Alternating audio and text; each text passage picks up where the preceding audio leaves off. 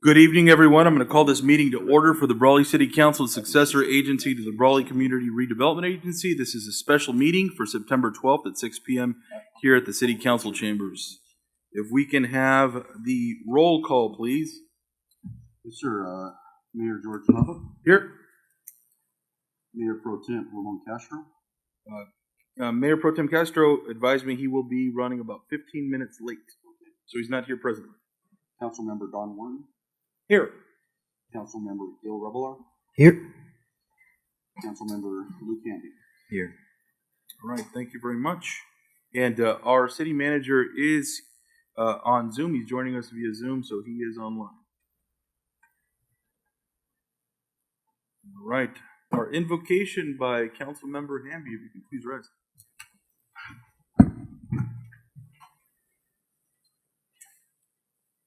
Let's bow our heads and pray.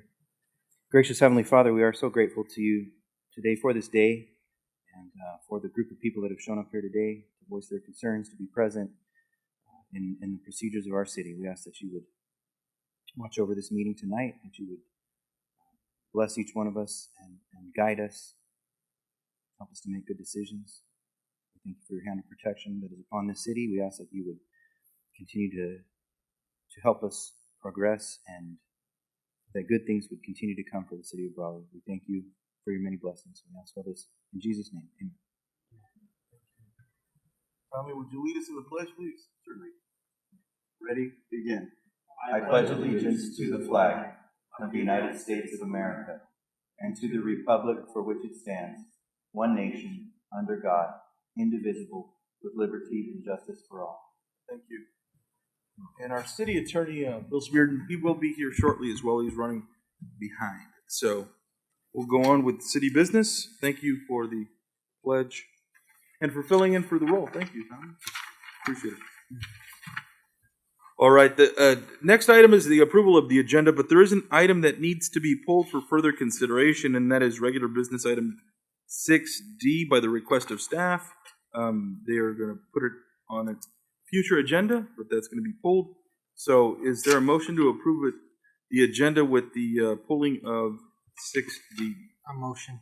There's a motion. Is there a second? I'll second. All right. All those in favor, please say aye. Aye. Any opposed? Motion carries. Thank you. And the next item is public appearances and comments, not to exceed 4 minutes.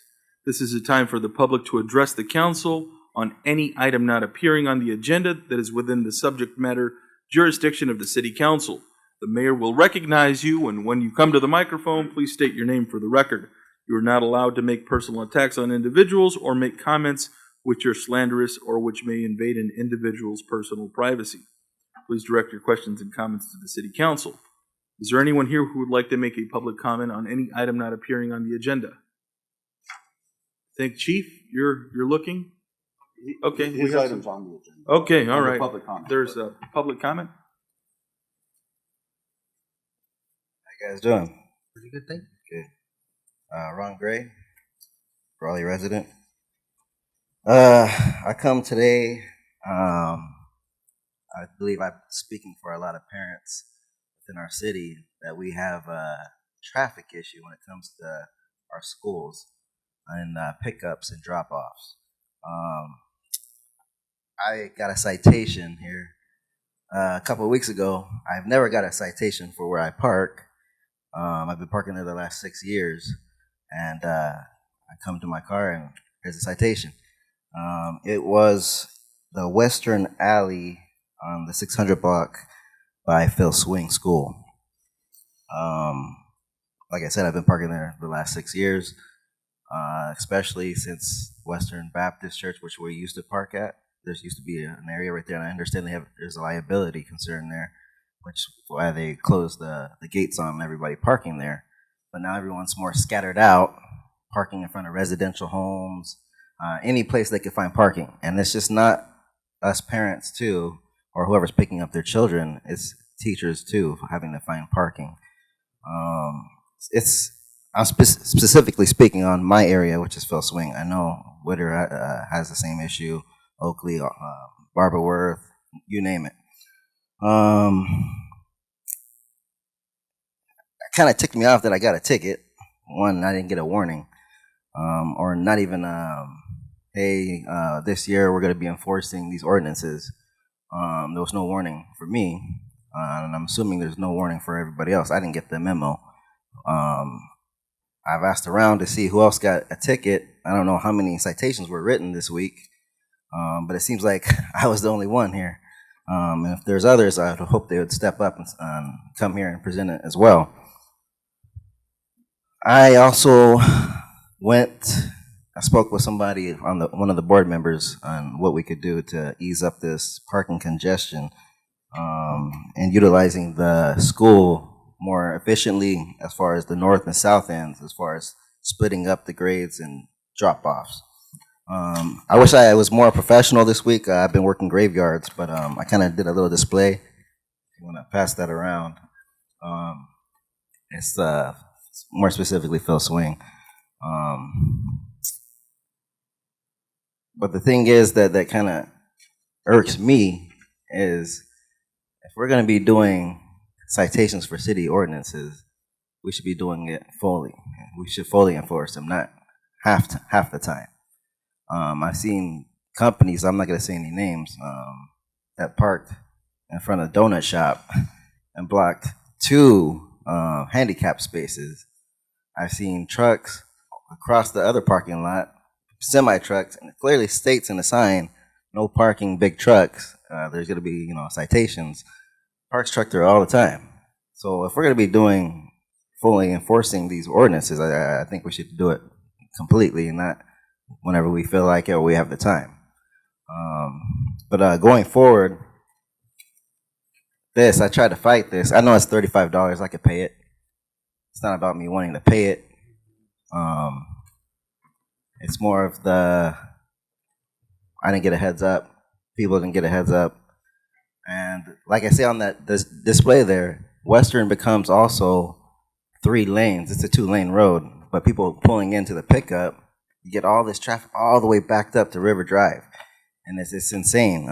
So I think we could utilize the space a little bit better and possibly give a little bit more heads up to the public on, hey, we're going to enforce these ordinances, no parking in the alley or no parking someone's driveway, whatever it may be. A little more heads up would be more appreciative, I believe. Understood. Yeah. Thank you, Mr. Gray. We appreciate the comment. Thank you. All right, is there anyone else from the public who would like to make a comment? Good evening, everybody. Brian Floyd, Brawley resident. I'm going to do something today I meant to do the last time, but last time I forgot when I was up here. But as you all know, that there was a prescribed burn over by Pat Mahomes Park a couple months ago, and I just wanted to compliment the Brawley Fire Department. Chief Work gave me a call. There was a slide up there that showed the burn area, and I was going to point it out at that time, but my house was in that slide. So I used to get fires behind my house all the time. I was scheduled to be out of town the day of the burn, and when I got a phone call from Chief saying that they were going to do the burn, I had total confidence in the fire marshal and the chief's ability and the fire department to handle everything. That I just left town anyways. Nobody's in my house. So I just wanted to compliment the fire department, compliment you all. Tell you I appreciate the proactive response to what's been going on down there by Pat Williams Park and taking care of that stuff. And hopefully we can continue to be proactive. So I just want to say thank you to everybody. Thank you, Mr. Floyd. We appreciate the comment. Is there any other public comment? There is another. Okay.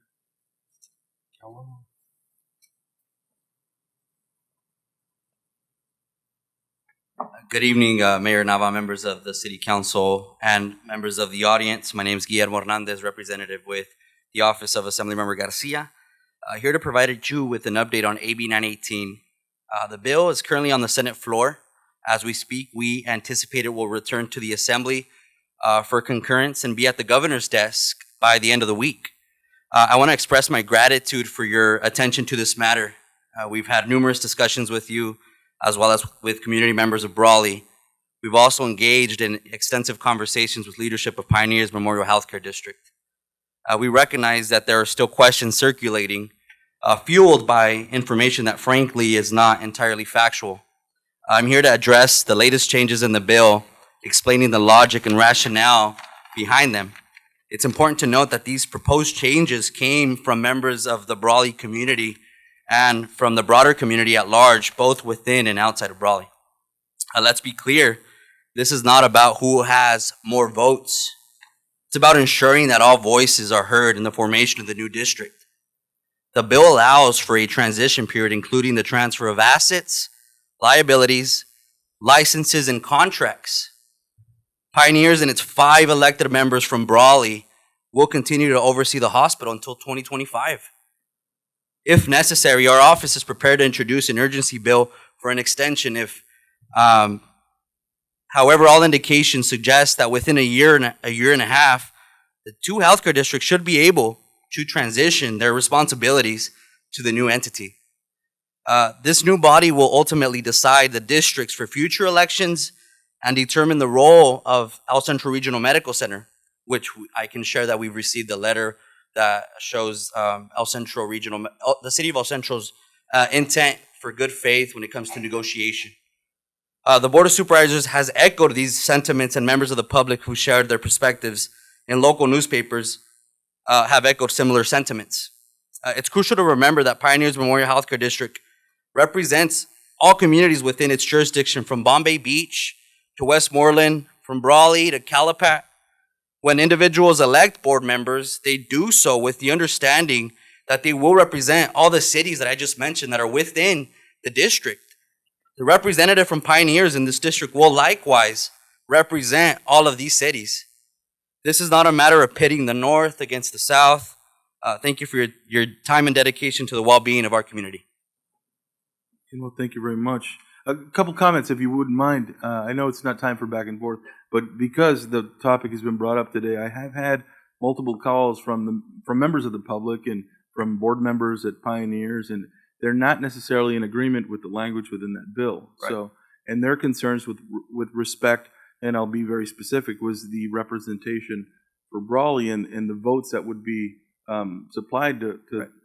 because their feeling is that the residents of Brawley and the territories that you've mentioned have supported through tax bases and things of that nature 70 years, for 70 right? years. And so let me ask you this. Do you think it's fair? Considering their opinions, right? Again, these are people that are calling me. And I don't have any, other than being an elected representative of the residents here in the city of Brawley. I mean, we don't own the hospital like the city of El Centro. So I think our perspective is a little bit different. But do you think that that's fair in the form of like the representation? Like, how could you defend the argument against it like they've presented it? Maybe that's a better way. So I could relay that message. So we have, the current board has representation from all corners of the county. The westernmost edge of the county to Winter Haven, to include the Kashan tribe, from the southernmost point of the county to Bombay Beach. So yes, I do think it's fair. If we're comparing this or basing the representation on the board to population density, then I would say El Centro should have maybe 1, 2, or 3 votes.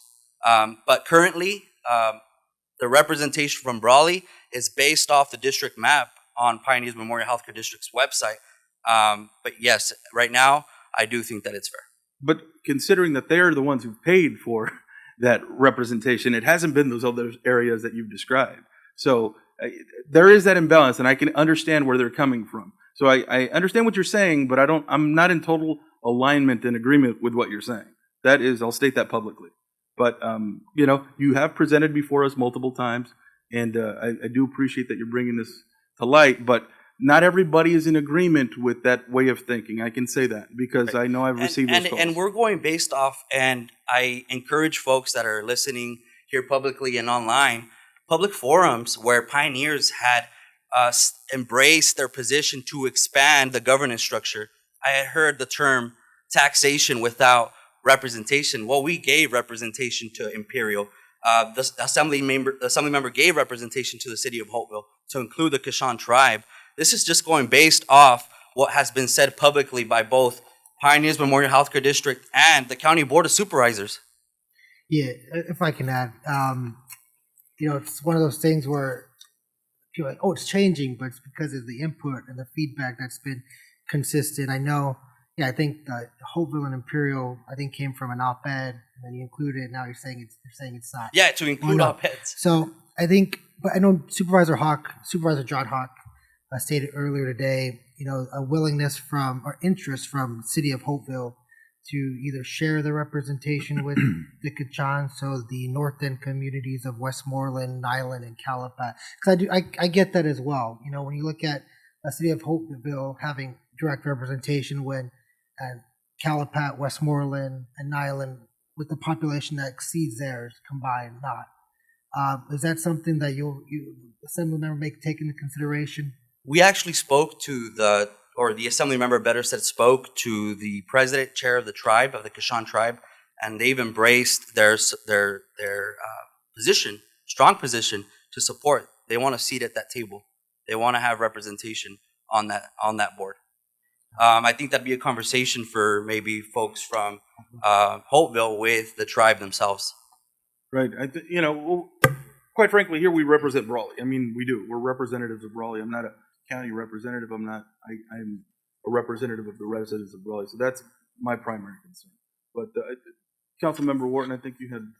Yeah, I think maybe all of us have probably fielded these calls and concerns, and just for the assembly members' benefit, many of them in the recent few days. So I want to make it clear also to the public, this isn't something that all the facts were known, going back 2 weeks ago or a month ago, and these opinions are being shared or maybe going around right now based on that information. And my issue still is some of these amendments, some of the language. It's just it's coming in at the 11th hour, and for that to be digested. Now, maybe it hasn't on the part of the assembly member and the team, but I think for the public at large, I mean, this is a big issue, and it feels like we're really pushing and rushing this within the confines of a legislative session, and that's part of the problem. is we're putting kind of a deadline on something that may or may not succeed. And I think one of the problems, and you were there when I met with the assembly member when we talked about that representation. So somehow, from that time to now, I do have an issue with the fact that it's 1 out of 7 representing all of what today is the healthcare district. And the inequity isn't even population-based as much as I think my concern is the whole consolidation as a whole. Why doom it to potential failure and leave it in the hands of a board and a body that has yet to be constructed, yet to be decided, and not consider maybe some of the expertise that's needed in a very complex issue. And that's one of the things I brought up, right? Both privately as well as openly, right? This is a complex issue that I know all of us have probably sought the advice of those that have been in the industry, quite a while. What does something like this look like? And bringing it together. So anyways, just going backwards, I'm sure there's multiple issues. The devil's in the details. I've said that consistently, but it's landing in a spot now where we're taking the current healthcare district with a dissolution in the future, as written by the law, right, by 918 as it's going to pass, and out of it coming one representative. I have concern. I need more convincing. Let's put it this way: that's the smart way to go. I appreciate you sharing your concerns, and we can most definitely address this further during possible one-on-one meeting with the member. If I may add, Mr. Mayor, since we all stayed on, I didn't want to say much. Obviously, I've been speaking on this matter since way before it became a hot topic. Since before the papers were writing about it and whatnot. Well aware of the situation, and I know.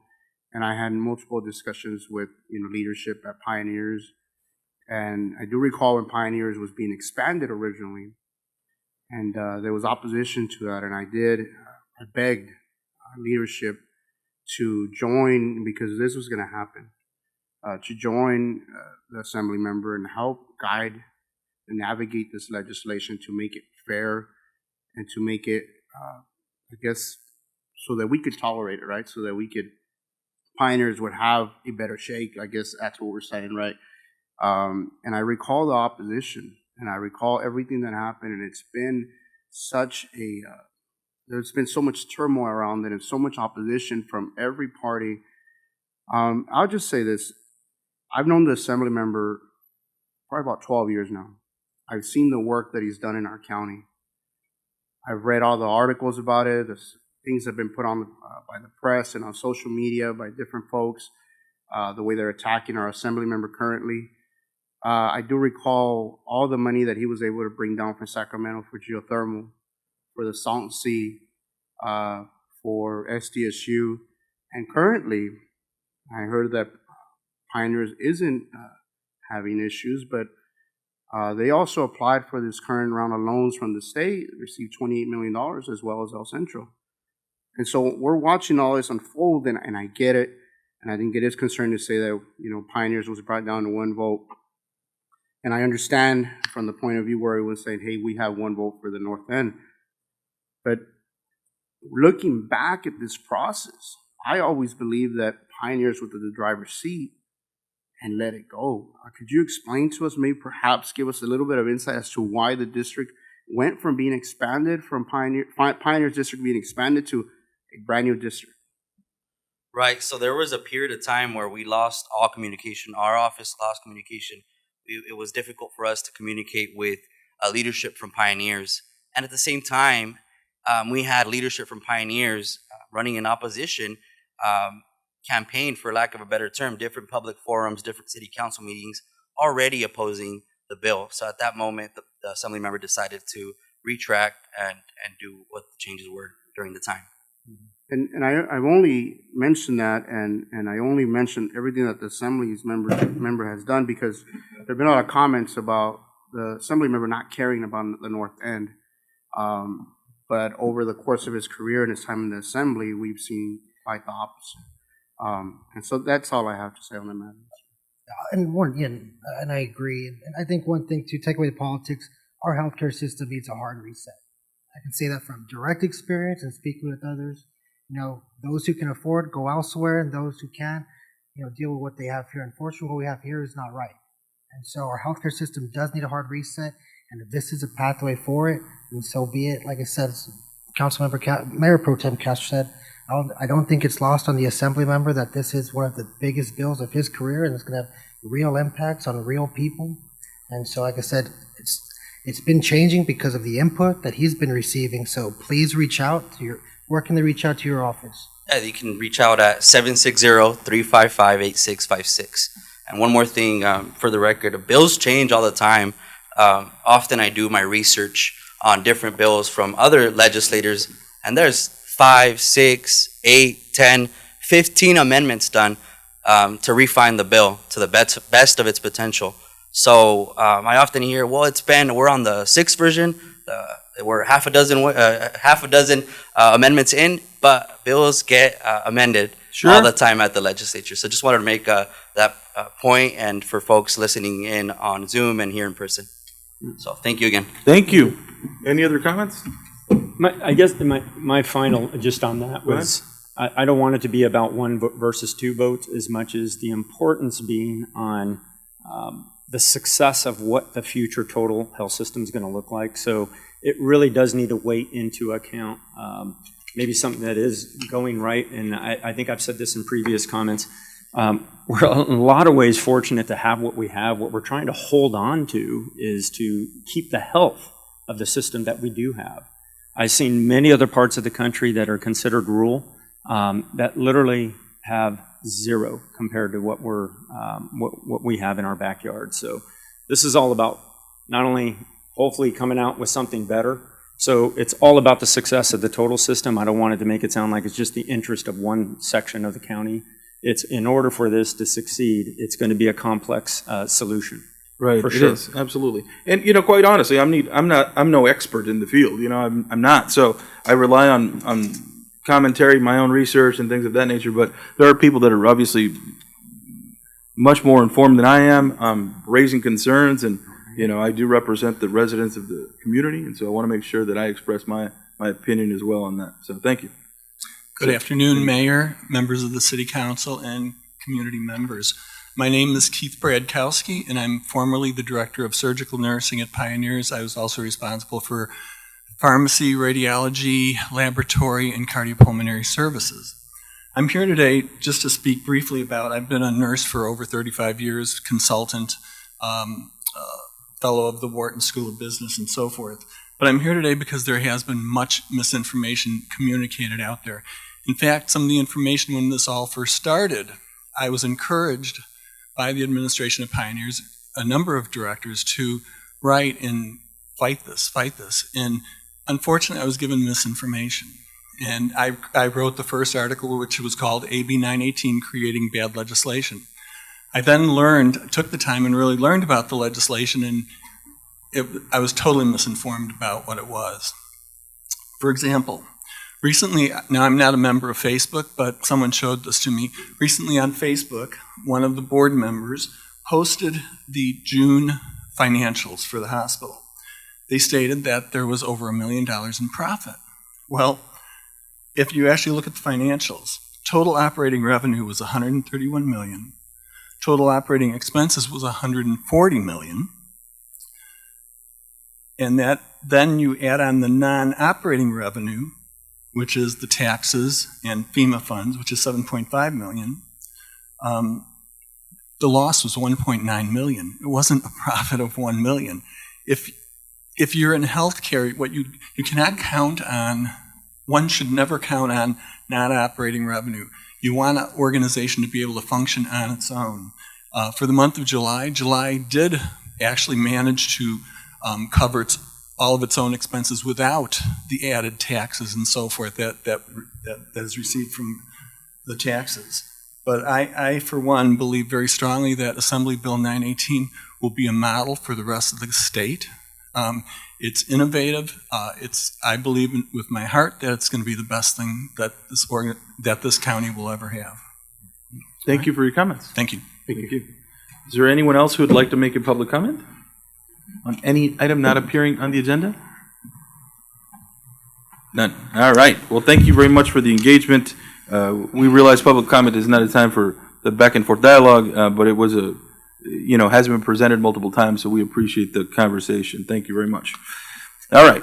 So next on the agenda, presentation on pilot program with the Imperial County District Attorney's Office to assign Deputy District Attorney at the Brawley City Police Department, presented by Imperial County District Attorney George Marquez and Brawley Police Chief Jimmy Duran. All right, gentlemen, come on up. Good evening, members of the council, mayor, Good evening. public. I would like to introduce our DA, a man who needs no introduction, right? George Marquez. Right. Myself, Jimmy Duran, Chief of Police. And I'll let our DA explain what's happening as far as this partnership that we're doing. Good evening, everyone. Thank you for having me here tonight. First of all, we're a smaller DA's office. We have right now 18 prosecutors. When I came in January, we had 10. So we always have to look for innovative and creative ways of doing things efficiently. So we launched a pilot program, and we thought what better place to start than Brawley, because in Brawley we have a great partner in criminal justice and Chief Jimmy Duran, who has done some very innovative things with his police department. And so we launched a pilot program about a month ago.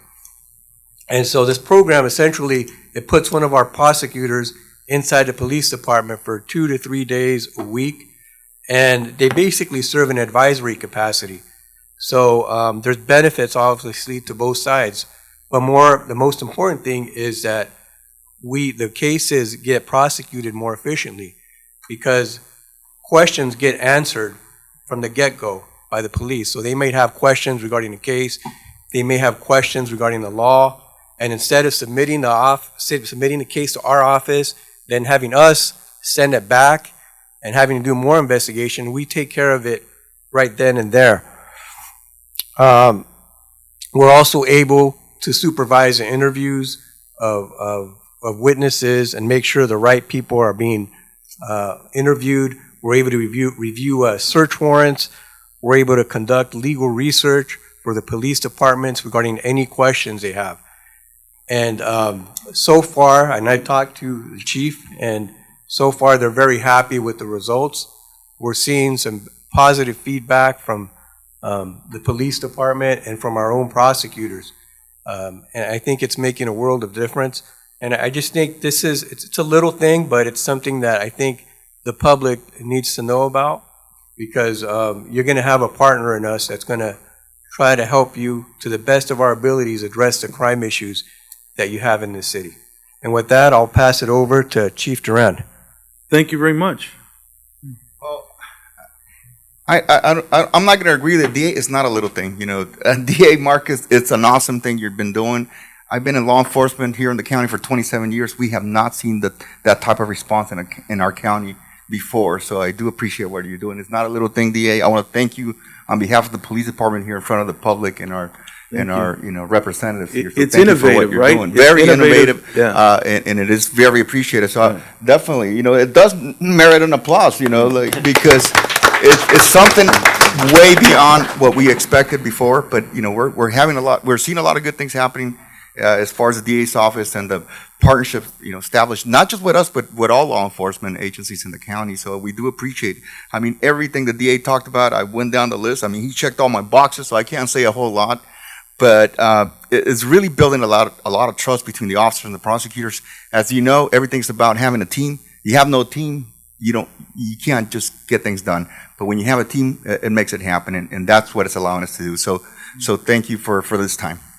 Well, congratulations to the two of you. Thank you very much for the cooperation. And, you know, when Chief brought this to us a few months back or a few weeks back, you know, exciting because it's not something that we're used to seeing. But if there's, I would agree with you, Mr. Marcus, that Chief Duran has been innovative in securing partnerships with federal government, state government, county government, and it's really benefited the residents here. So thank you both very much. We appreciate your work with us. Thank you. Let's give them a big round of applause.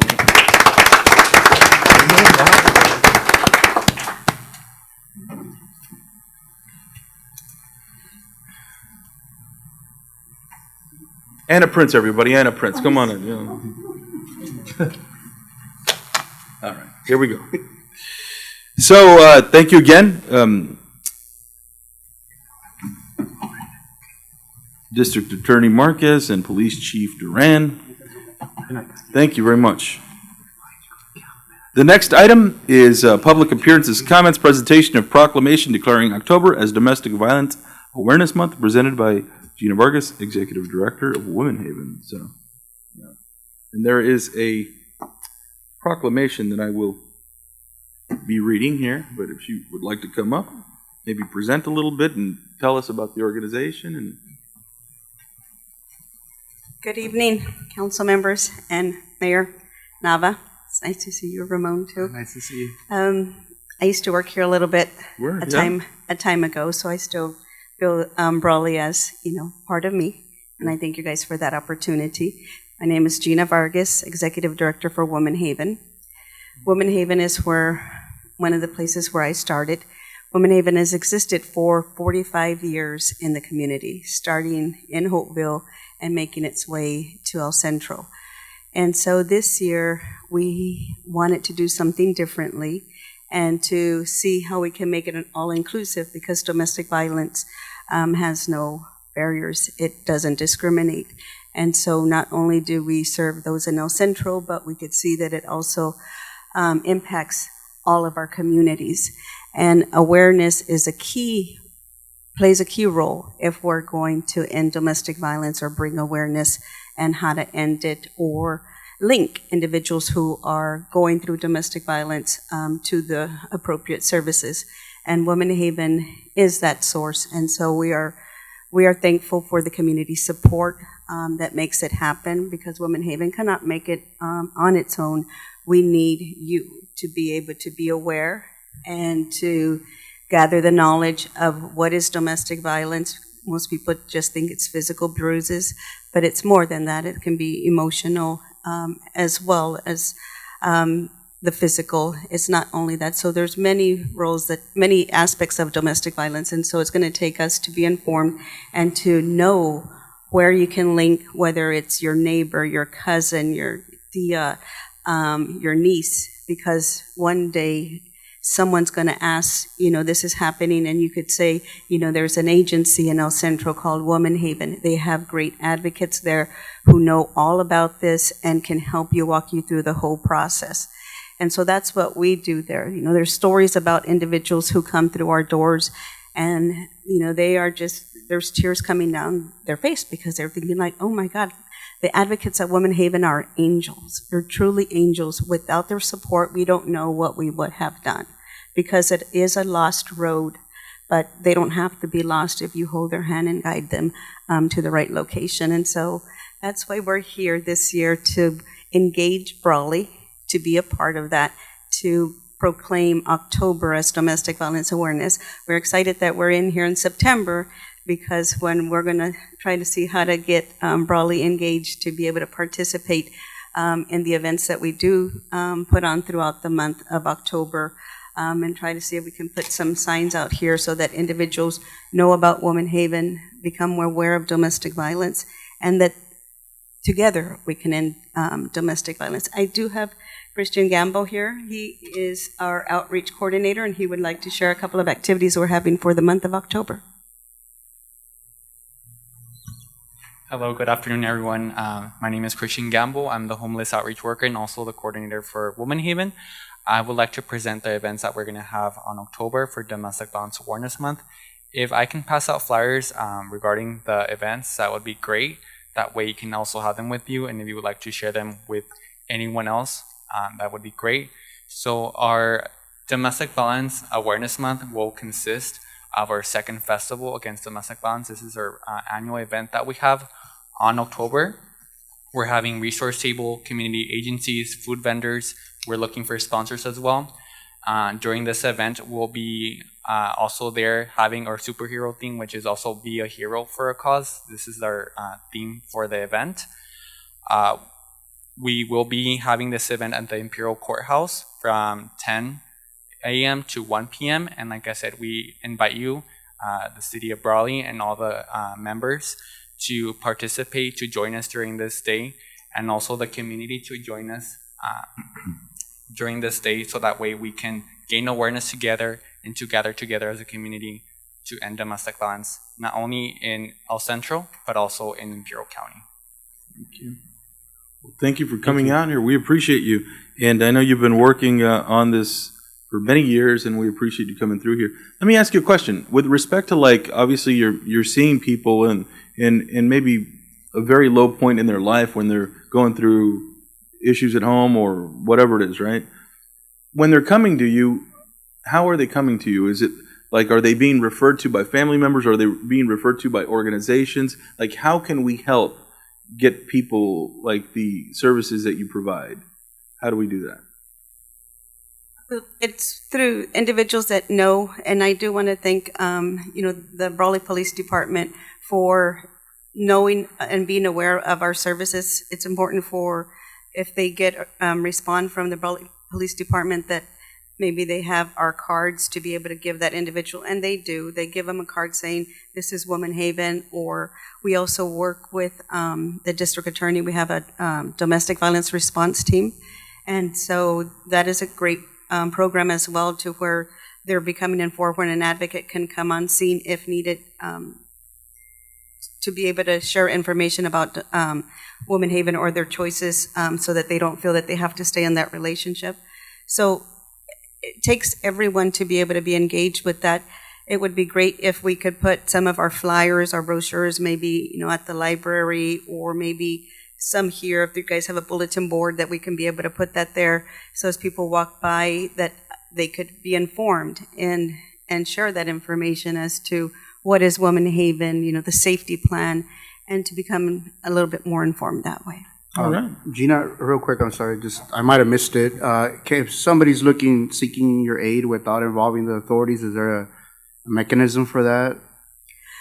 Yes, and that, as a nonprofit and as a domestic violence agency, our advocates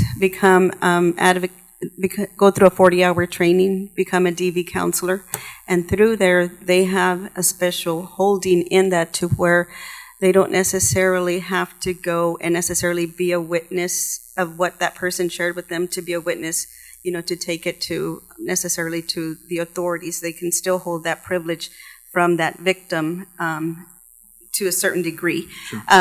In that, to where it doesn't have to be, a lot of times, maybe about 70% of those that come through our doors aren't necessarily coming through the police department, or if the police department did send them over, law enforcement was engaged, that doesn't mean that it has to go that route all the time.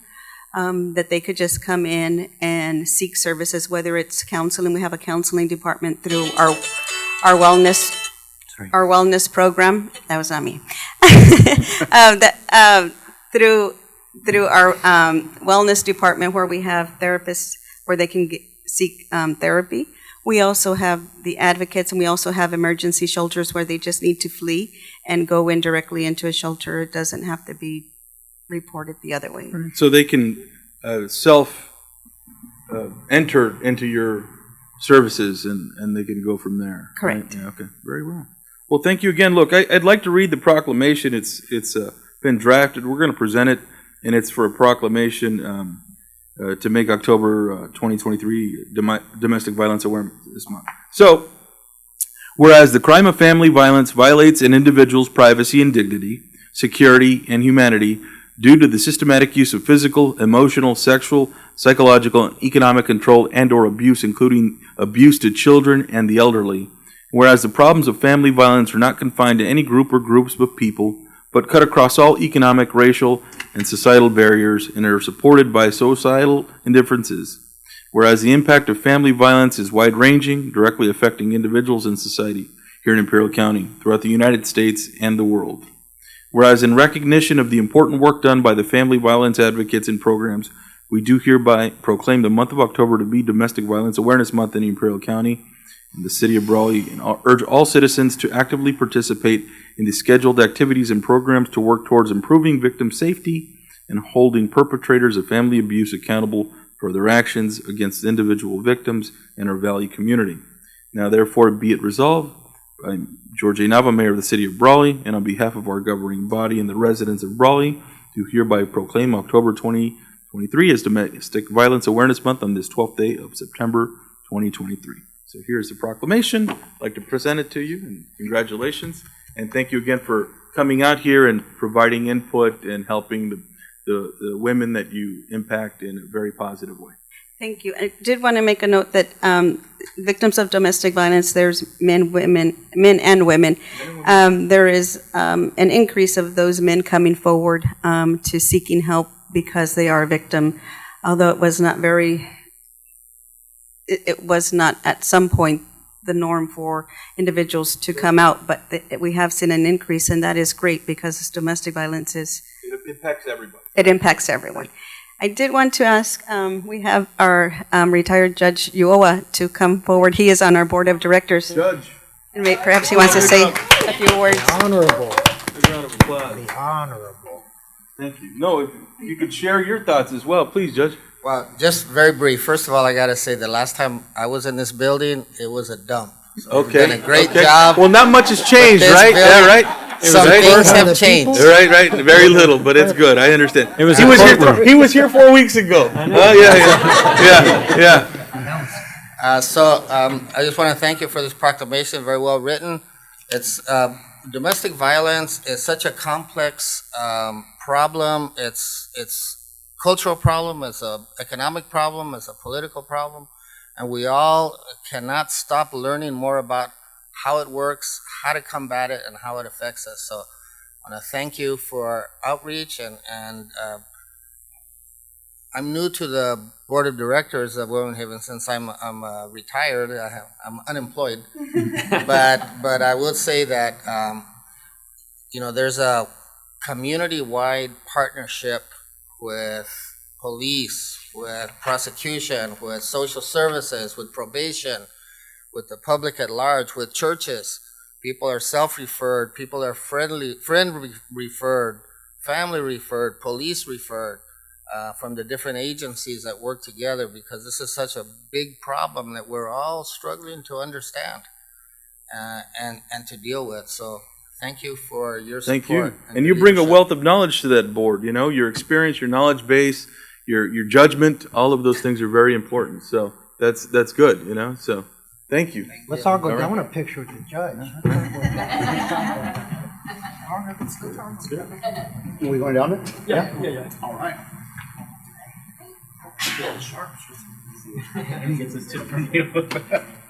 You're wearing the same suit. Look like a portrait. Nice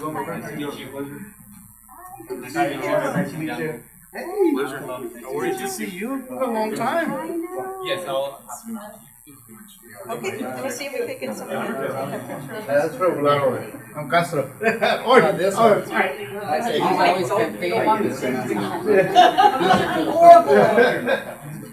Juan, did you do it for Gina? Gina, you'll do one? Your Honor, I feel like I'm in front of you again. right. It's a joke. No, he's still guilty. Don't worry.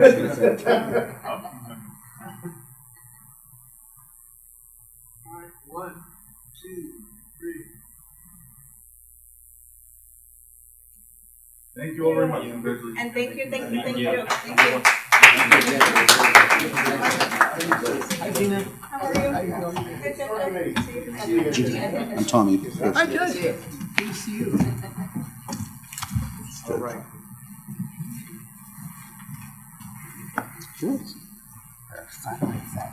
Thank you again. Yeah, just go read them, post them up and pass them. All right. So next we'll move on to the consent agenda. Items are approved by one motion. Council members or members of the public may request consent items be considered separately at a time determined by the mayor. Is there a motion to approve the consent agenda as written? Also moved. Second. There's a motion and a second. All those in favor, please say aye. Aye. Any opposed? I will abstain, Mr. Mayor, since I wasn't here for the previous meeting, and, we're doing a. All right, one abstention by Mayor Pro Tem Castro. Thank you. Next on the agenda is the city manager report. We do have Tyler Salcido on a Zoom call. He may limit his comments probably, but we'll ask if he has any comments. Thank you, Mayor. Actually, I'm going to ask Armando Garibay, our IT director, to come on up and tell us a little bit about what our future broadcasting of our city council meetings are going to look like, and what he and Tommy and some other staff members have been doing. All right. To implement this. You got it. Thank you. All right. Armando Garibay, everybody. Hey, good evening, Council, Mayor, Armando Garibay, IT Director. I wanted to take a couple minutes here to talk about technology, as it was alluded earlier about some advances we're making in this room. As we meet in this room, as you guys meet in this room, I just wanted to give you guys an opportunity, a heads up of some of the things we're doing. And if I could give you just a second to make a change here.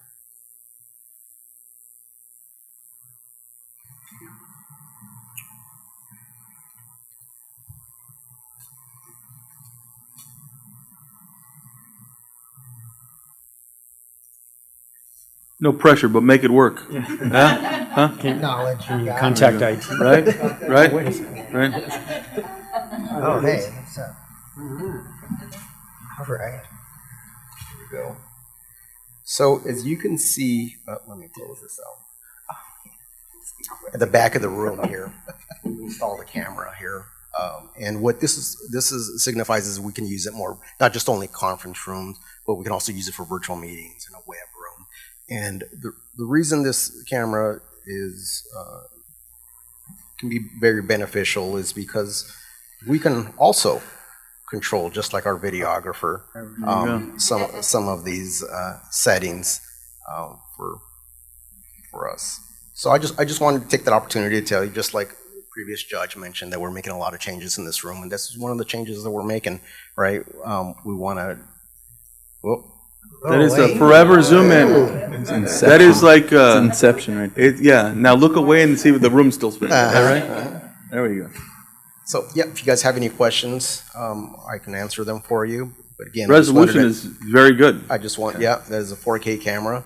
Unfortunately, many of the broadcasting systems that you display online only come down to 1040. Sure. So, but it's still, I mean, for the digital storing, it's going to be in 4K, right? Yep. So, Yep, exactly.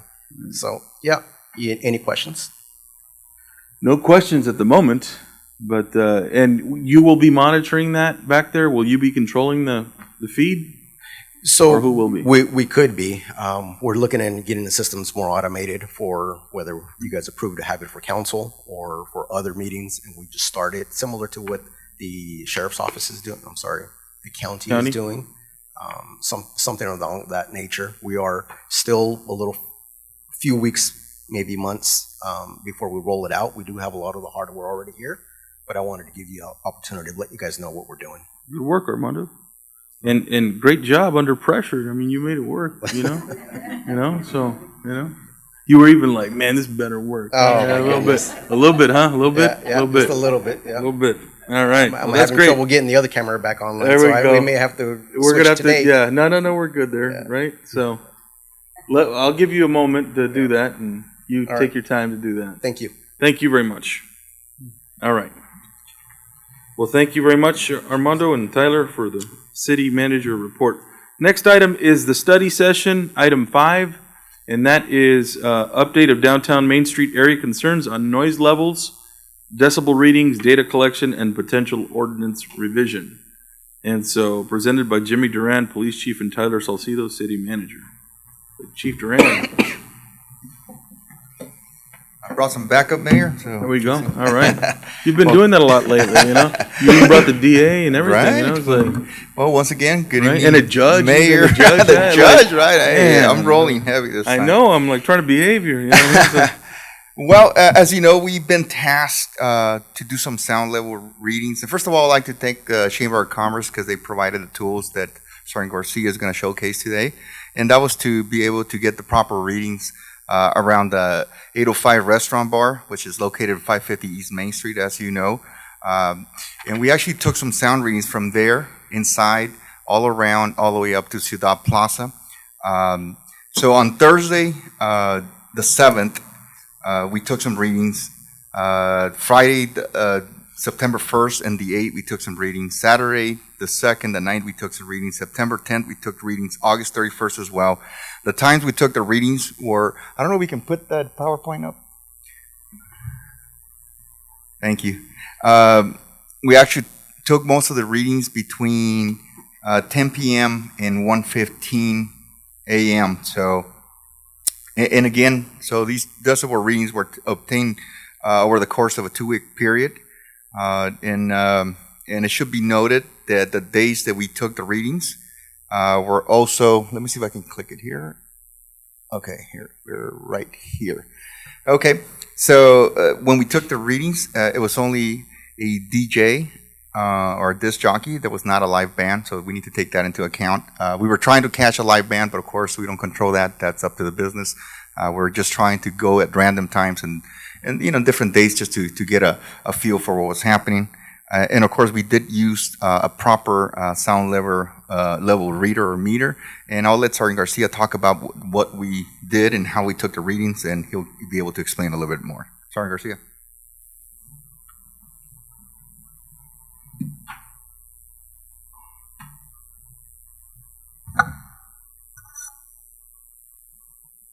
Good evening, Mayor. Good City evening. Council. I'll get a handout, a couple of handouts here. These are the highlights with the PowerPoint there. So you guys can follow along. Thank you. Thank you, sir. Thank you.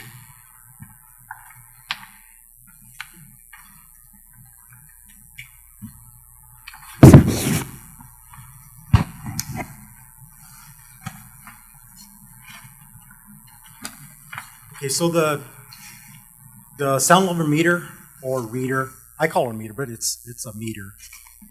It's the Read R8080. It's a kit data logging sound level meter and calibration kit. This is it right here.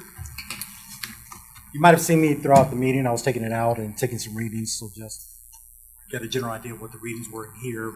In here, they're roughly between 60 and 70 decibels. But this is it. It's pretty simple, easy to use. So up there on the map, you'll see that I marked the areas. The green area is Spot 805 Restaurant and Bar. Yellow is the Ciudad Plaza. And you'll see boxes with the numbers. Those are the areas that readings were taken. One is inside the restaurant bar. Pretty close to right in the middle on the dance floor. Number 2 was directly across the street from it, which is approximately 100 feet away. Then I went down to number 3, which is the North Plaza and Main Street, and then corner south of that. After I got all those readings, then I went over to the area directly in front of Ciudad Plaza, which is area number 5. After that, I went towards the north end of the parking lot there, which is number 6. I wasn't the only one that took these readings. I also had another officer take the readings as well. I had to show, before we did so, I showed him how to calibrate, how to use it and so forth. It's fairly easy, it's simple, it's not difficult at all. This is how they calibrated. I'm not sure you guys want to see that. Yeah, does anybody have any questions for calibration? If so, we can play the video, and if not, we can try to explain it. Not a question on calibration. I think it's self-explanatory. But with respect to this particular type of reader, what is it generally used for? Readings at where? Like, is it a reader used by law enforcement, or is it one for construction? So the chief approached me a while back and asked me to look into it. So that's one of the things I looked into. I started doing some research. I reached out to this company directly. I spoke to one of their spokesmen, and I asked them, look, what can we use this reader? Because I looked at it, I saw it, it was simple. Using it was pretty self-explanatory. It's not very difficult, which is something we want in case any officer could use it, or anybody. Right. One of our, not just our officers, but maybe one of our personnel, even city personnel could come out and use it. We can show them quickly how to use it. It's quick and simple. And that's what I asked the gentleman from the company, the sales rep, obviously, and I asked him what other readers are out there, and he gave me some other suggestions. He told me, yeah, you can reach out to this other company. They got a great reader. He goes, their meter, he goes, I'm not going to lie to you, their meter is probably better than ours. However, you're looking at $4,000 to $5,000, which is, we don't have that type of money. He goes, typically our reader is, we do use it a lot of enforcement. There are a lot of city agencies and law enforcement that use it. And that I did look out for that online. I did some research, so I did look on that and contact some other agencies out there, and they told me, this is one of the ones they do use. It's easy to use. It meets the need, right? It meets it meets the need. It meets OSHA regulations. It meets OSHA regulations. It's economical. It's data logging, so everything. It's got a record function on there. I can record, and then I can take it back, download the program, and then download all the readings, and it'll show me on a graph everything. And this is what the readings were. A very well-known company as well. I know I purchased my thermal imaging cameras from this company, and it's we use it in the field all the time for whatever different. It requires high level of precision. We use Reed quite a bit, so it's a very good brand. So I can do the calibrations, or one of us can do the calibrations. But if we need it to be recertified, we can send it back to the main company. And the one of the main reasons why I like this company was they're out of San Diego. So for whatever reason, we can drive up there, drop it off, and the gentleman there told me, we'll get it to you, recalibrate it, in a couple of days. You can come back and pick it up, or we can ship it out to you. But that was one of the main things that I liked about it. The company was here in California and was close to us. So in case we need anything, I guess somebody close. Sorry to interrupt your presentation. I just was curious to see, and you've answered the question, so thank you.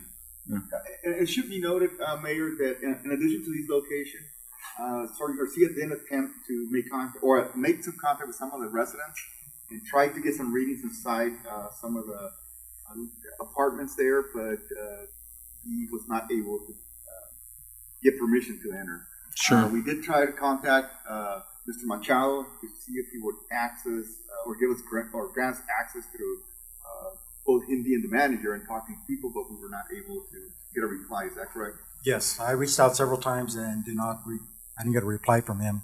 I have several messages. I heard you guys were late. But I just wanted to bring that up because we did attempt, because I know it was important to get readings inside, and we did try. It wasn't because we didn't attempt. I just want to make sure that was clear. You want to continue? And maybe they will let you go out on the terrace. There's a terrace out there. You can go out on the terrace and check the sound there. Well, I think there's now some open communication, so I think that's very good. Thank you. Okay, so these are the locations specified on the map, number 1 through 6. Also went out and got measurements to show the distance from the property itself, from spot 805. So you'll see on the readings here on the bold and underlined in white, those were the readings inside the business. And you'll see the highest decibel reading was 87 decibels. That was taken by an officer. I had to go out there, and he went out onto the dance floor at that time, and that's when he got the readings.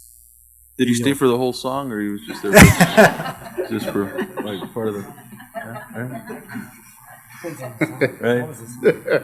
So the white, it's spot restaurant 805, and then the yellow is a Ciudad Plaza. And then you'll see some of the other readings that I got there as well. Some of the different areas. Yeah, if you notice, the highest reading or the average, it's 87, 82, 84, as outlined there. And those are inside the 805. We're looking anywhere from 78 or what is it? I think it's 78 to like 87. But I think once you see that and you compare it to the next slide, it's going to make a lot more sense as far as what sound level are we talking about? Because we see it says 82 decibels, but like, let's face it, none of us are really familiar how that sound like. And that's why this one is important. I don't know if the public can see that, but that's what we made sure that we printed that out. You can see that the sound levels, and this is by OSHA, and this is pretty much a little chart there that allows us to see what sound sounds like in a certain environment. So Sergeant Garcia, when you did the test, what was the sound level here, just so everybody kind of knows when you did a test earlier? So inside here is between 60 and 65 decibels in this room. 65? Yes. Okay, so earlier, that's why I had do some readings when we're in session. That way you have an idea what it sounds like. So this is 65 right here, what we're talking about. And we're getting readings at 82, 84, I believe that's what it said. So if you look at most nightclubs, according to OSHA, they're up at 110. So I just wanted to point that out to show what we were doing. But then again, those nightclubs are enclosed, so the decibels do go up. This is open, so we gotta keep that in mind. We're just trying to put facts out there so everybody can see what the measurements. We're trying to be take appropriate measurements as best as we could. And again, we were hoping that would definitely illustrate what type of measurements we took. Chief, I have a question maybe for Sergeant Garcia also. In taking the readings, were there, things like traffic, is it sensitive enough to pick up other things in the environment?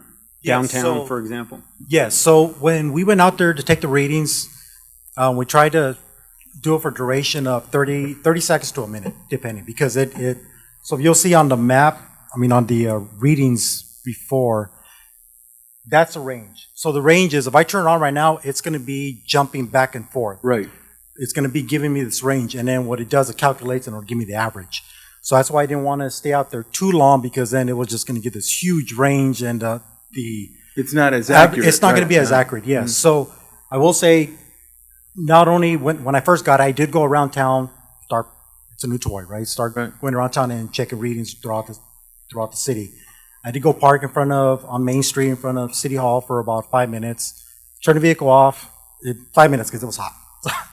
So turn the vehicle off and put the meter out the window, just getting readings. It was measuring traffic between 70 and 75 decibels. After I did that, I actually drove out to area directly in front of Ciudad Plaza, parked on the street again. It was giving me similar readings, 70 and 75. I then went out onto 111. I stayed out there for about 5 minutes to get readings from traffic, and that was actually louder. That was between semi-traffic and all that, 90 to 95 decibels, which is actually pretty high for that traffic. Trucks. Yes. So I just... the freight train is loud too, when they come by here too. And I know that there was a reading for it, but it is loud, and so that's, it's 80 something, and that is, it passes by my one of my locations every day, and it's loud. Yes, you know? I heard it this morning when they were going by. Yeah, it's loud. It was loud. O'clock at night. Yeah. Sergeant Garcia, physically, could you feel the difference when you're looking at 805? You're inside, right, of 805, and there's some readings of like 78, and then there's one where the range goes all the way up to 92, though, September 2nd, 91. Yes. Physically, could you feel the difference? Was it very noticeable? I'm curious. I'm trying to get put myself in that environment and picture it. Audio-wise, you mean? Like Audio-wise, but you can feel the music. You can feel the vibration. There's a difference Yes. that comes from the music playing at this level to this level, which you can feel physically as well. No, it's loud. I mean, it is loud being in there. And then because of the location, because of the walls, that being brick and all that, just Yeah. reverbs, all the Mhm. noise, just, you know, so it is louder inside. It is loud. But I was surprised when I took the readings inside and then I went out 100 feet north across the street, how the decibels dropped. And I was like, wow. I was actually surprised. I thought it would have been roughly the same, but it wasn't. I've walked that area. I've kind of done it just to try to get a feel for it. Go inside, come outside, walk towards the corner, kind of get an idea of, you know. But I think it'd be important, and I think Chief, you already took care of it. I figured you were. I don't need to tell you. I'd like to know exactly what it sounds like in those rooms and get an idea of what it's, especially at night. And I know that you guys come by at 11, and then you guys leave, and I'm probably guilty of doing this at my house as well. You leave, and we turn it back up, we turn it louder. And so I think it'd be important to see that, perhaps get a reading from one of the bedrooms, and then make your way down to Ciudad Plaza, to the 805 after the fact. Yes, I just spoke briefly with 3 of the residents that are here, and they all agree to allow us to go into their apartments to take those readings, because I believe that would give us a better snapshot, a complete report. Because I brought it up earlier because I felt we were missing that, and in order to bring before you a complete factory report, I think we have to have those readings. So after this part of the meeting, Sergeant Garcia will meet with all you and get your numbers. Is that okay with you? Okay, perfect. But I do understand, it is about sound deadening, right? Because it's open air. If it had, if it was enclosed, we wouldn't hear it outside, right? Nowhere near as loud. So it's carrying. Yes. So it just needs to be. It's not. I don't think it's so much about the reading decibels. It's more about the sound deadening, because that can be further contained within that location, and so it's not traveling to Ciudad Plaza, or you'll hear it, but not like a freight train. You know what I mean? So yes, yeah. So, Sergeant Garcia, just that one low reading on Thursday. Any clue what happened there? At the plaza, I see it drop down to 47, 48. Is that just maybe they turned it down? No, that's the reading that I got from in the parking lot, from the north end of the parking lot. Okay. So if you'll see on the map. But it looks like 805 also had it much lower. They were ranging in the 60s. You'll see on the map right there, number 6. So September it was 2nd, towards you the mean? back end of the parking lot. More shielding, maybe. Yeah, just more 'cause of shielding. the- So okay. that's why. When they come into the council meeting, they have turned it down some. Okay. All right. So there is that. That's what they There said. is They that. said that And they to have the us. shades now. Not here. No, go ahead. I just And wanted to find out. unfortunately, it would have been good to have 2 of these devices, because the best compare? way to do it is at the same time. Uh-huh. But unfortunately, we only have one, Yeah. so we are missing that time lapse. Could Right. have got down, maybe. Right. We don't know. So So they that's saw walking with a meter. They're like, "Wally." Yeah, so it would have been good to have 2, but unfortunately, we don't have the device.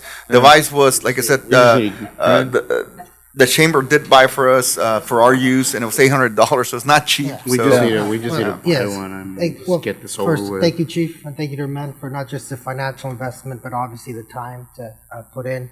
And that was kind of touched on that. I know, was this done in plain, with the officer in plain clothes or unidentified vehicle? Just kind of say across the street, if I'm having a party in my house and I see a cop car across the street, I'm going to probably turn it down. No, You know, when we but went, just- we were in yeah. full uniform. Okay. And manager, I had already spoken to the manager. I've already gone out there on several occasions before just to speak to him about other issues, not regarding music, but burglaries and other issues. But he was aware that we were going to be going out there. And when I did go out there, I made an attempt for him to see me. I wanted to make sure that he saw me out there, and he waved at me, and he didn't turn on the music. It stayed. It stayed out safe level. He's always worked with us since day one. And even after I turned it off and I went and I spoke to him, and he showed me his system, where at what level he has it, and he showed me, look at, this is level I have it. He goes, I don't even have it at half the volume of where I can, or half the volume. Right. It's just below that. He goes, if I really wanted to pump it all the way up, he goes, this would be nothing. I was like, wow. You know, but so it can't go down. Pretty sure I know that. All right. Well, thank you very much for the information. I know it's a work in progress, and it sounds like you got some permission to go continue that. And I think the more information that we were able to provide the business owners and the residents, I think it's going to help alleviate part of the problem. And then it looks like they're doing some work at the location too, like to deaden the sound a little bit too, so that helps. And I guess, I'm sorry. Go ahead. If I could just add, Sergeant Garcia, if you could include your readings for the daytime readings as well, so we can have some comparison as well for like traffic. Just it's important for us to get a full perspective, and we make these decisions that are obviously going to affect our residents and affect our businesses, that we get a full understanding of like what we're looking at. So yes, thank you. oh, we expect, and we could use that, right? This is a beat, your office, right? No, we can't. No, but you can. I mean, we as a city, say you get a complaint, or not even just there, but a residential area or anything, that can always be utilized, correct? For it was donated to the police Yes, department? it was. Yes, pretty much. One thing that that I want to ask Sergeant Garcia to do, since maybe somebody's thinking out there in the public, well, they knew we were coming. He kind of like told him, I'm going to go. We didn't tell him exactly what time, but in the interest of transparency, I'm going to have the officers go in civilian attire. That way, when we show up, they don't know we're there, and hopefully compare it against those readings, see what happens, right? We are for finding facts. We're not trying to make anything up. It's just what it is. It is. So hopefully we can do that. They're going to be like, Chief, we were trying to blend in. We had several beers as well. That's part of our. Want anybody? That's part of doing business, Mayor. Right. No. We wanted to look just normal. Okay, there we go. Yeah. Mr. Mayor, if I can kind of just help, I know that the study session's ending, I think this is very, very helpful, at least for me, and I think it was for council. So appreciate the work and effort, and I did talk to, after several of our meetings, right, what our next steps will be. But I think if we get all this information, it's going to help us make better decisions on what action that we take, coming out of this. So again, appreciate it. Sergeant Garcia, thank you very much. We appreciate it, brother.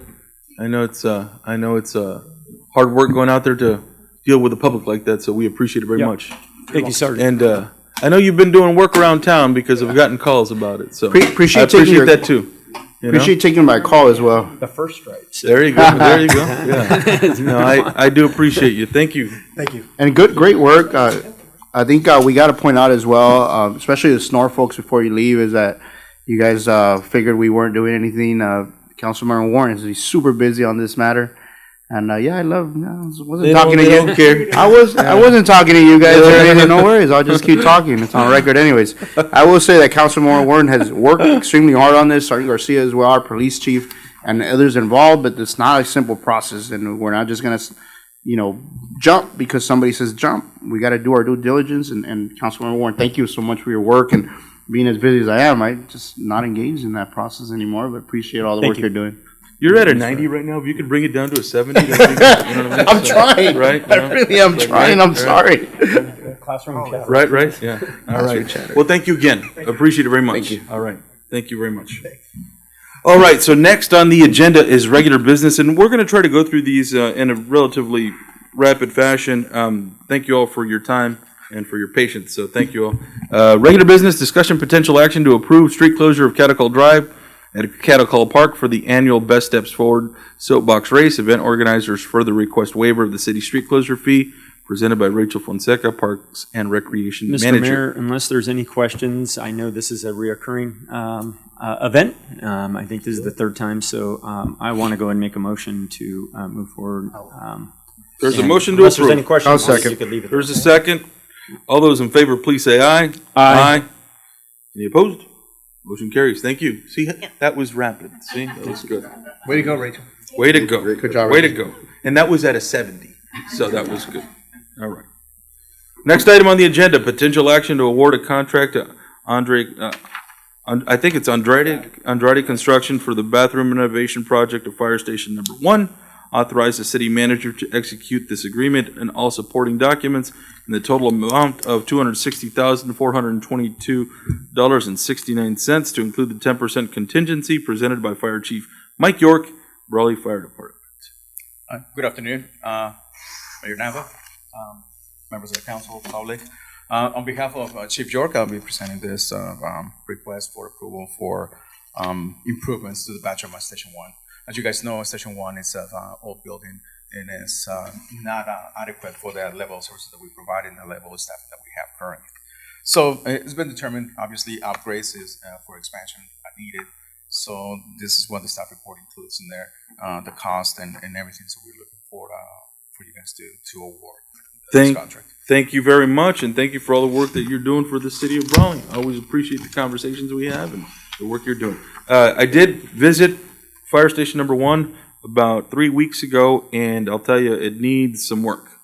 It's in rough shape. There's some improvement that definitely needs to take place, so it's my honor to be able to make the motion to approve. Is there a second? I'll second it.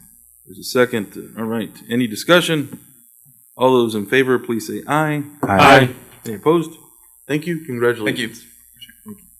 All right. Next item on the agenda is discussion and potential action to pass a city resolution approving a grant application submittal for an amount of $1.8 million from the California Strategic Growth Council Community Resilience Centers Program, presented by Cynthia Mancha, consultant city planner. Cynthia, how are you? Good evening, Mayor and council members. So Tropical Storm Hillary presented us with an opportunity to kind of realize the importance of being ready for emergencies and adverse weather events. There is a funding source that has been made available from the California Strategic Growth Council. The city would like to submit an application in the amount of $1.8 million to become a little bit more prepared and set up a resiliency center. One of the areas we're looking to partner with is with Ciudad Plaza. The building is a jewel for the city and would also help with some of mitigating some of the noise if awarded. We have been in discussion with the city, with the Ciudad Plaza ownership. They're willing to participate and engage with us as long as we don't create a nuisance for their building. Okay. Or keep the noise levels in. Right? And it is competitive funding, so it's not a guarantee that we'll receive it, but if we don't apply, it's a definite no. Very well. Absolutely. Is there any motions to approve this item? What's the timeline, I guess, for when would we know, I guess? So the timeline is fast approaching. The application deadline is this Monday, the 18th. We have been informally engaging with the Ciudad Plaza ownership, and thereafter, there is a timeline for award within the next couple months after the grant award deadline, or the application deadline of this Monday, the 18th. All right. Any further questions? Is there a motion to approve the item? A motion to approve. I'll second. There's a motion and a second. All those in favor, please say aye. Aye. Any opposed? Motion carries. Thank you. Good luck. Thank you. Very good. Thank you. All right. We pulled item D, so we're going to move on to 6E, discussion potential action to authorize contract change order number 3 of contract 2021-02, water treatment plant valve and actuator replacement project, presented by Ruben Mireles, interim operations division manager. Good evening, Mireles, Mayor. how are you? Good evening, Mayor and City Council member. Are there any questions on this? Do you want me to go through it? Any questions? If any particular item that stands out to you on this one? I mean, I take your expertise at value. So actually, the 4 items were we had to do an exploratory into the filtration system to find out whether or not how long the water treatment plant was going to be inactivated. And the other item was that we also needed to know what exactly types of equipment they needed to remove these valves. Now, these valves are pretty large valves, and they've been underwater, so we didn't know the conditions. Sure. So prior to entry, we did the exploratory work. Right. The other, the torque tubes, those also were underwater, so we had to replace them. We couldn't repair them, and so that was a high-cost item. Okay. And then the wedges, basically, they're stainless steel wedges that, of course, those had to be replaced also, which wasn't anticipated. And on the bolt system on these large valves, when they came in, the bolts didn't align with the existing holes in these valves. So they had to turn around the valve and re-drill them to the pattern that was already existing in the walls. Okay. So that was why that was that cost. But the project is pretty much, it's completed. I think the punch list was completed last week. We're waiting for sign-offs. And then from there, we're gonna move on with the liner replacement. Very well, and that's, Then hopefully, next year, we can rehab the storage water tanks. okay, very well. Was there a motion to approve this item? I'll make a motion to approve. There's a motion to approve. Is there a second? I'll second. A second. Any further discussion? All those in favor, please say aye. Aye. Aye. Any opposed? Motion carries. Thank you. Thank you, appreciate it. Thank you very much. Next item is item F, regular business. 6F, discussion potential action to approve professional services contract with Ashworth Leininger Group, excuse me if I said that wrong, for an amount of $157,125.45 for continued support of the city's pre-treatment program, presented by Ron Medina, Director of Public Works and Operations. Mr. Medina, how are you, my friend? Good. Thank you. All right. Mayor Nava, council members, and members of the public. Yeah, this resolution is in front of you, and as a staff report was provided with the updated agreement for the additional work that's required, which will also require an internal budget adjustment, which will not affect the general fund. And today I have Stephen Morales, our Senior Environmental Officer, who'd like to provide some additional information.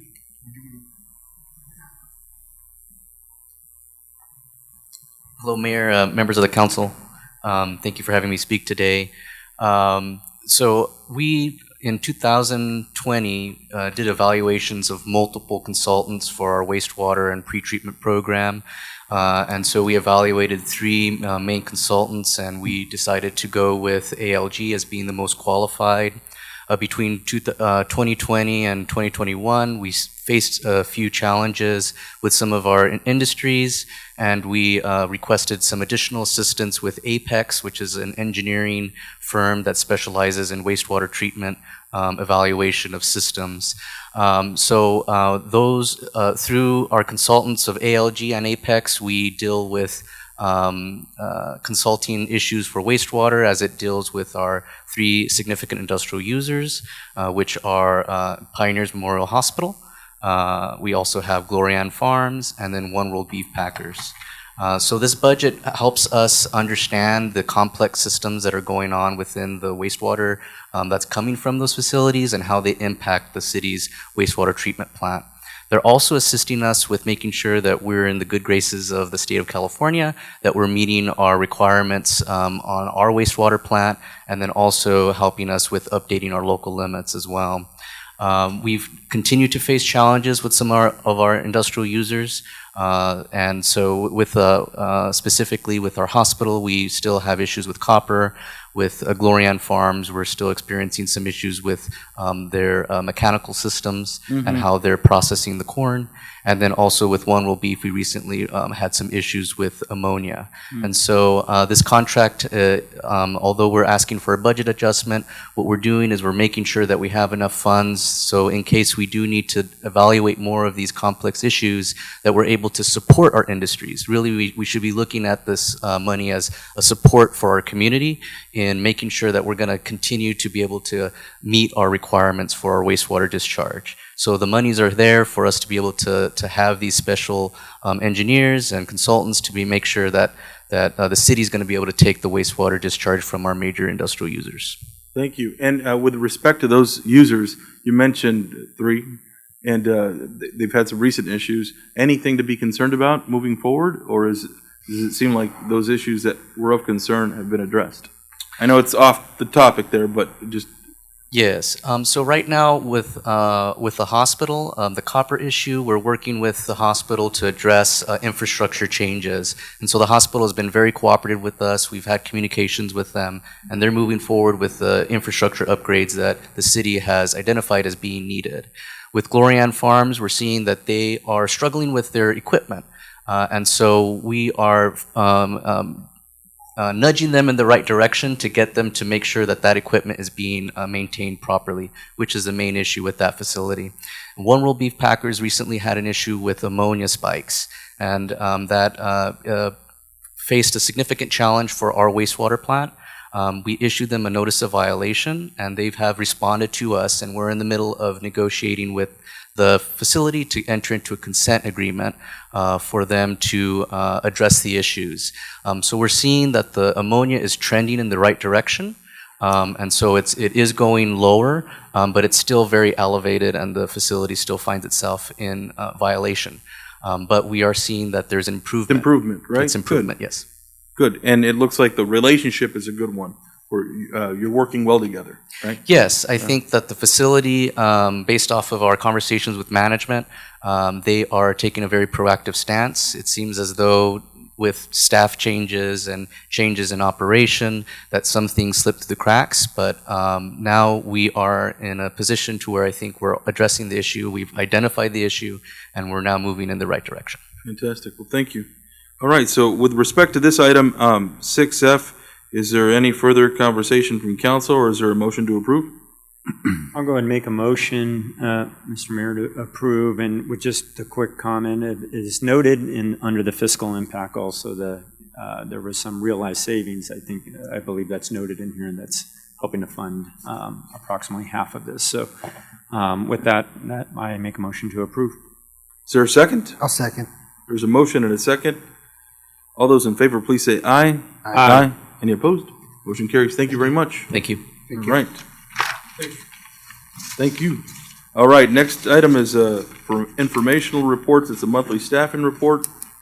And we'll move on to the hearing, public hearing to review the closeout of CDBG grants 18-CDBG-12904, homeownership assistance, and 18-CDBG-12905, housing rehabilitation programs, presented by Tyler Salcido, City Manager. I don't know if he's going to be able to present, but I think we have Sylvia is here to present on his behalf. All right, here we go.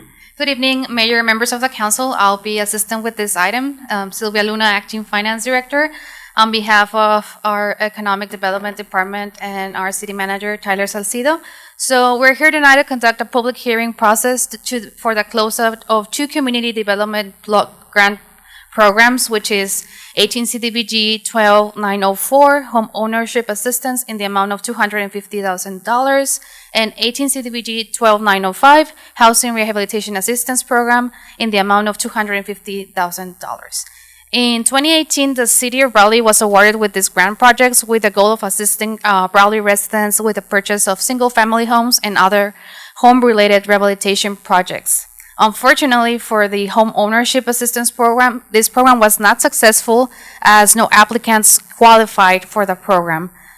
Therefore, we were required by the California Department of Housing and Community Development to disencumber those funds. So no funds were used for this program, which is 12904. On the other hand, the housing rehabilitation program was able to assist 11 Brawley residents, and in the total amount of $232,558, from which around $15,000 constitute general administration expenses to reimburse part of city's staff time and the coordination and execution of the program. The rehab projects include roof and window rehabilitation, exterior and interior paint, electrical work, flooring. There's also emergency one-time purchases for AC units, water heaters, and electrical panels. The remaining unused balances of $21,000 will be disencumbered as part of the closeout process of the grant with HCD. So this public hearing is just part of the closeout process. All right, well, having said that, open the public hearing. I'm going to open the public hearing at this time. And if there's any further comments, now is the time. From the public? Public, any online comments, anything? Seeing none. Okay. So if there's no commentary, I will close the public hearing at this time. And what other action do we need to take on this, City Manager? Do we need, is there a resolution we have to approve? There's no resolution. It's just we are going to use the minutes as part of the closeout. The closeout. Okay, it's for own. We just show that we held the hearing. Perfect. All right. Well, thank you very much. Hearing's closed, so thank you. Thank you. All right. The next one is department reports, and that is an update on Public Works street projects from Ron Medina, Director of Public Works and Operations. Mr. Medina, back again. Thank you, Mr. How's it Mayor, going? council members, and members of the public. Yeah, so Here to present the Public Works Operations Report, and this is part 1. And Tyler told me to keep it to 15 minutes, and so part 1 will be probably an hour. Just kidding. That's fine. So as soon as there, You know, the decibel level was so low, I didn't hear that. You know what I mean? It was just like, it was like at 20 or something. You know? I'll try to fly through this as quick as I can. So what we're going to cover tonight are just the street improvements projects, traffic safety, some update on Tropical Storm Hillary, and the Community and Volunteer Flag Project.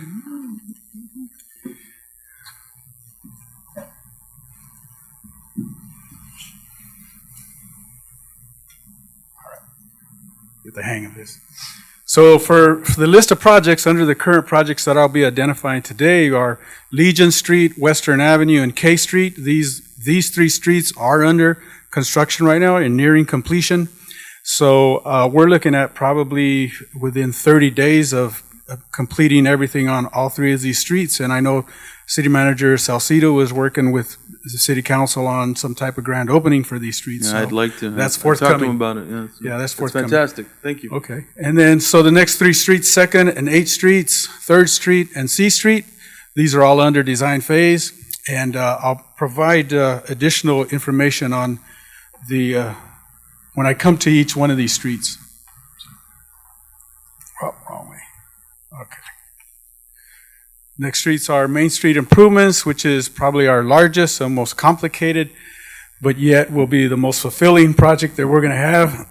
I'll have information on that. Then your traffic signal synchronization and intelligent transportation system phase 1, C Street, Stevens Street, Ronald Street. These are all over in the Pioneers Memorial Hospital district area. Then there's the Main Street, 8th Street improvements, which is a lighting project, traffic signaling project, and then the Dogwood Mead improvement project.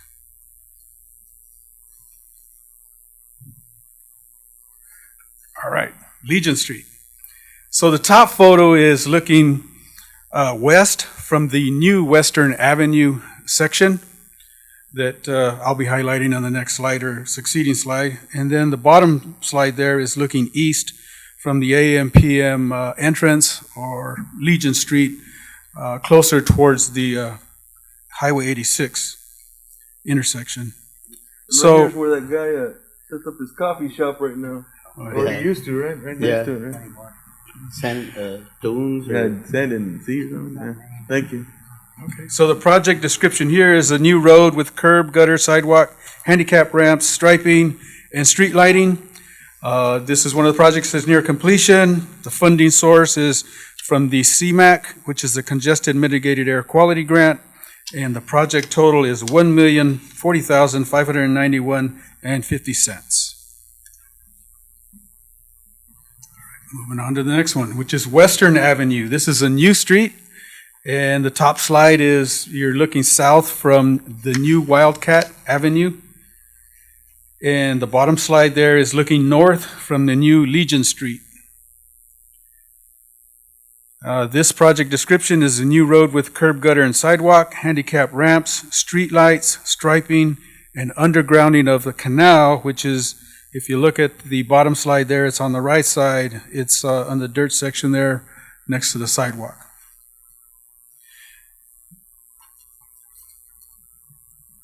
Looks good. All right, moving on to, well, yeah, if you have any questions on any of the slides, feel free to ask me as I'm going through them. Next slide, K Street. Top photo is looking west if you're on 8th Street. And then the bottom slide there is looking east. The crosswalk is in front of Witter School. The project description here is to grind the asphalt, and install rubberized asphalt overlay, including some handicaps, utility extensions, and curb and gutter in some areas. This is another project near completion. This is funded under the State Transportation Block Grant, which is STBG, and the project cost is $668 and $623.74.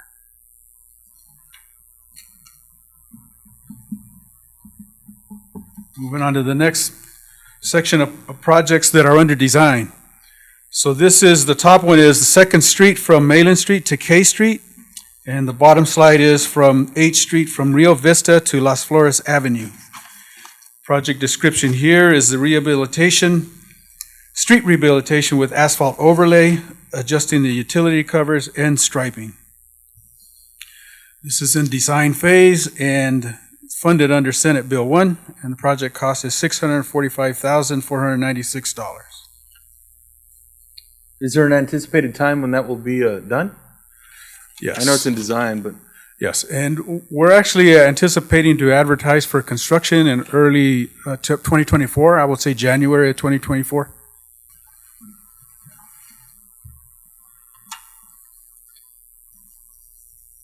All right.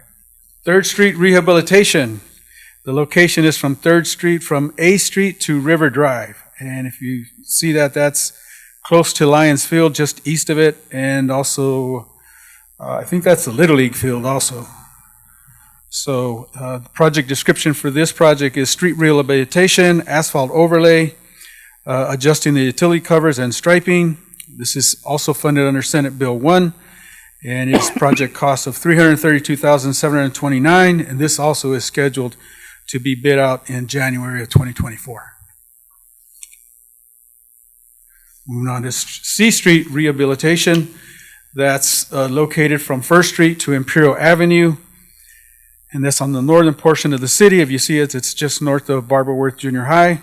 And the project description there is street rehabilitation, asphalt overlay, adjusting the utility covers, and striping. This is under design phase, and it's funded under Senate Bill SB 1 and Corona Response and Relief Funds, which is the CRISA funds. And the project cost is $823,440. And this also is supposed to be scheduled to be bid out in January of 2024.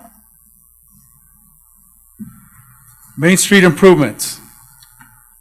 This is from 1st Street to Eastern Avenue, and this is, I have to say this is going to be constructed in 12 segments.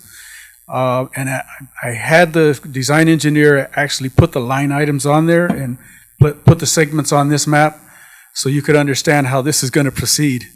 So we're going to start off with section 1, which is at the intersection of 1st Street and Main Street. That's right where the McDonald's and what else is there? Carl's Jr. intersection is. So that is our Caltrans right-of-way encroachment permit area. And once we get that, we should be able to free flow. Each one of these sections should take 45 days to complete. And this could go as perfectly as planned, and you still may get calls of inconvenience. So this is going to be a slow-moving project, and it's in 12 phases. We're first going to complete the water line project, which are the first 10 sections. And then if you see the green highlighted areas are section 11 and section 12, which would be the asphalt overlay. I think the good part, though, to be honest with you, it's not just, obviously, Main Street is going to be redone. It's going to take some time and convenience, but we will have other avenues, like with Legion being opened up and that kind of stuff. It's going to alleviate maybe people having to go on Main Street. Oh, I know it's a distance, correct. but that's where people are living and traveling and going to Walmart and other stuff. So, And we know this is going to be an inconvenience and time consuming because we're replacing the water line, but also installing new water meters in every one of these businesses that are located on Main Street. Yeah. So we're doing one block at a time so people can have access to their businesses. I know it's going to be very inconvenient for businesses, but it's also a huge improvement. Like I said, this could go perfectly as planned and on schedule, and you still may get some complaints. We're getting more because the lines, obviously, right?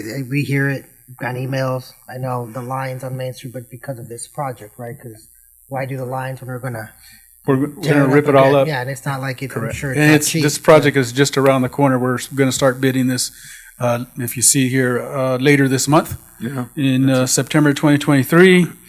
And these fund sources are coming from the 2020 earmark grant and ARPA funds and relinquishment of local funds. So this is a 3-part component funding, and it's an amount of $12.9 million. So it's a significant project. What's the lifespan of that project, do you think? So 45 days for each section. It's scheduled to last a year and a half, 18 months, 540 days. But what do you think it'll last as far as like the lifespan of the finished product? Is it 30 years, 40 years, like 20 years? Lifetime 15 is, we're expecting at least 50 to 70 years for the water line. Yeah. The asphalt overlay is, typically that's 30 years. Yeah, 30 years. Mhm. So, I mean, it's a big improvement, you know, and so who knows what that'll cost in 30 years? You know, instead of 12.9, might be 92 million, you know, it's like, it's just going to be Correct. the way things are going. Right? Yeah, the way things are going, you know. And since this project Prevailing is wage, near, $9 million an hour. Yeah. since this project is near to being solicited for construction, at that time, it'd probably be a good idea for us to invite the design engineer and construction manager of the whole group, who can give you a more precise and detailed report on the progress of schedule. But thank how you that's gonna occur. for that too. Like, if it's a year and a half, I think honestly, we just need to really inform the public that is going to be the case. We're going for to a do our while. best to Yeah. notify all the businesses as we progress down the street Yeah. 30 days before the projects come in and your street will be closed. So Yeah. that's our objective. Thank you. You're welcome. Moving on, traffic signal synchronization and intelligent transportation system. This is located on Main Street and from Western Avenue to 6th Street. And I believe we're going to try to get this done during the same process when the other project is, because the other project's going to take a year and a half. We're going to try to work this in there so we can kind of minimize the discomfort to everybody.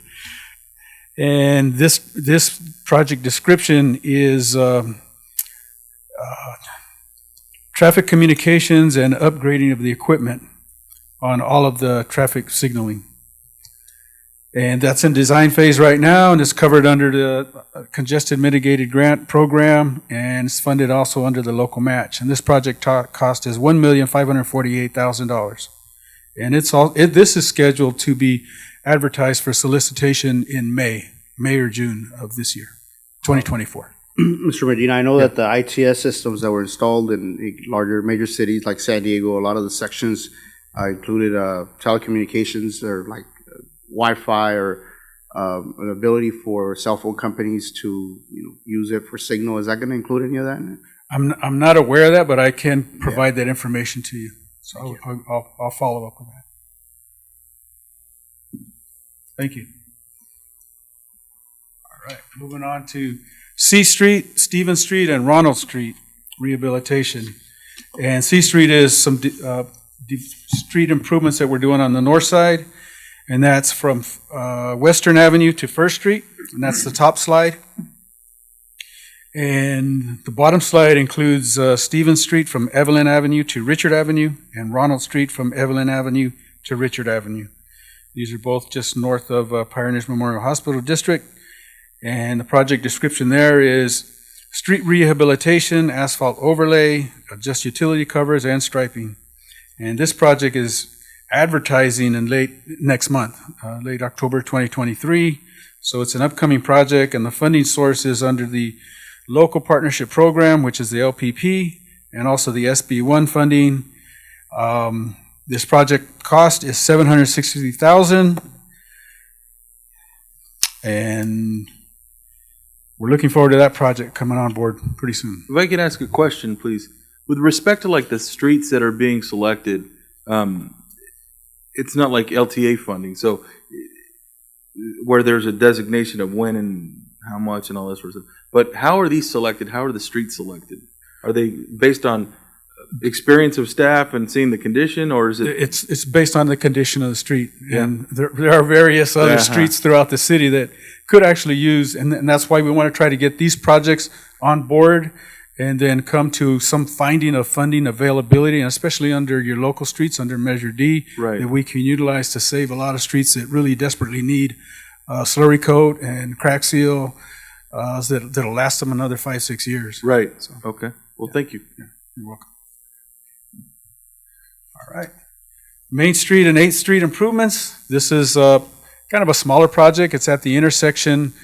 They're just we're having the sound issues with 805 and the residents there and on the building. And so this project is signal light improvements, mostly curb return, a new light standard, and handicap ramp improvements. And basically right now the traffic signal is on the building, and what we're going to do is modify the radius there on the that northwest intersection to accommodate a street pole, a new light standard. And this project is also scheduled to be bid out on January of 2024. This has two funding sources under the Highway Safety Improvement Program and our local match money, probably coming out of Measure D. With a total project cost of $527,630,000. And so that would be on Main Street and 8th, yeah? Correct. All right, moving on to the Dogwood Improvement Project. This is Dogwood Road from South Mead to North Mead Road.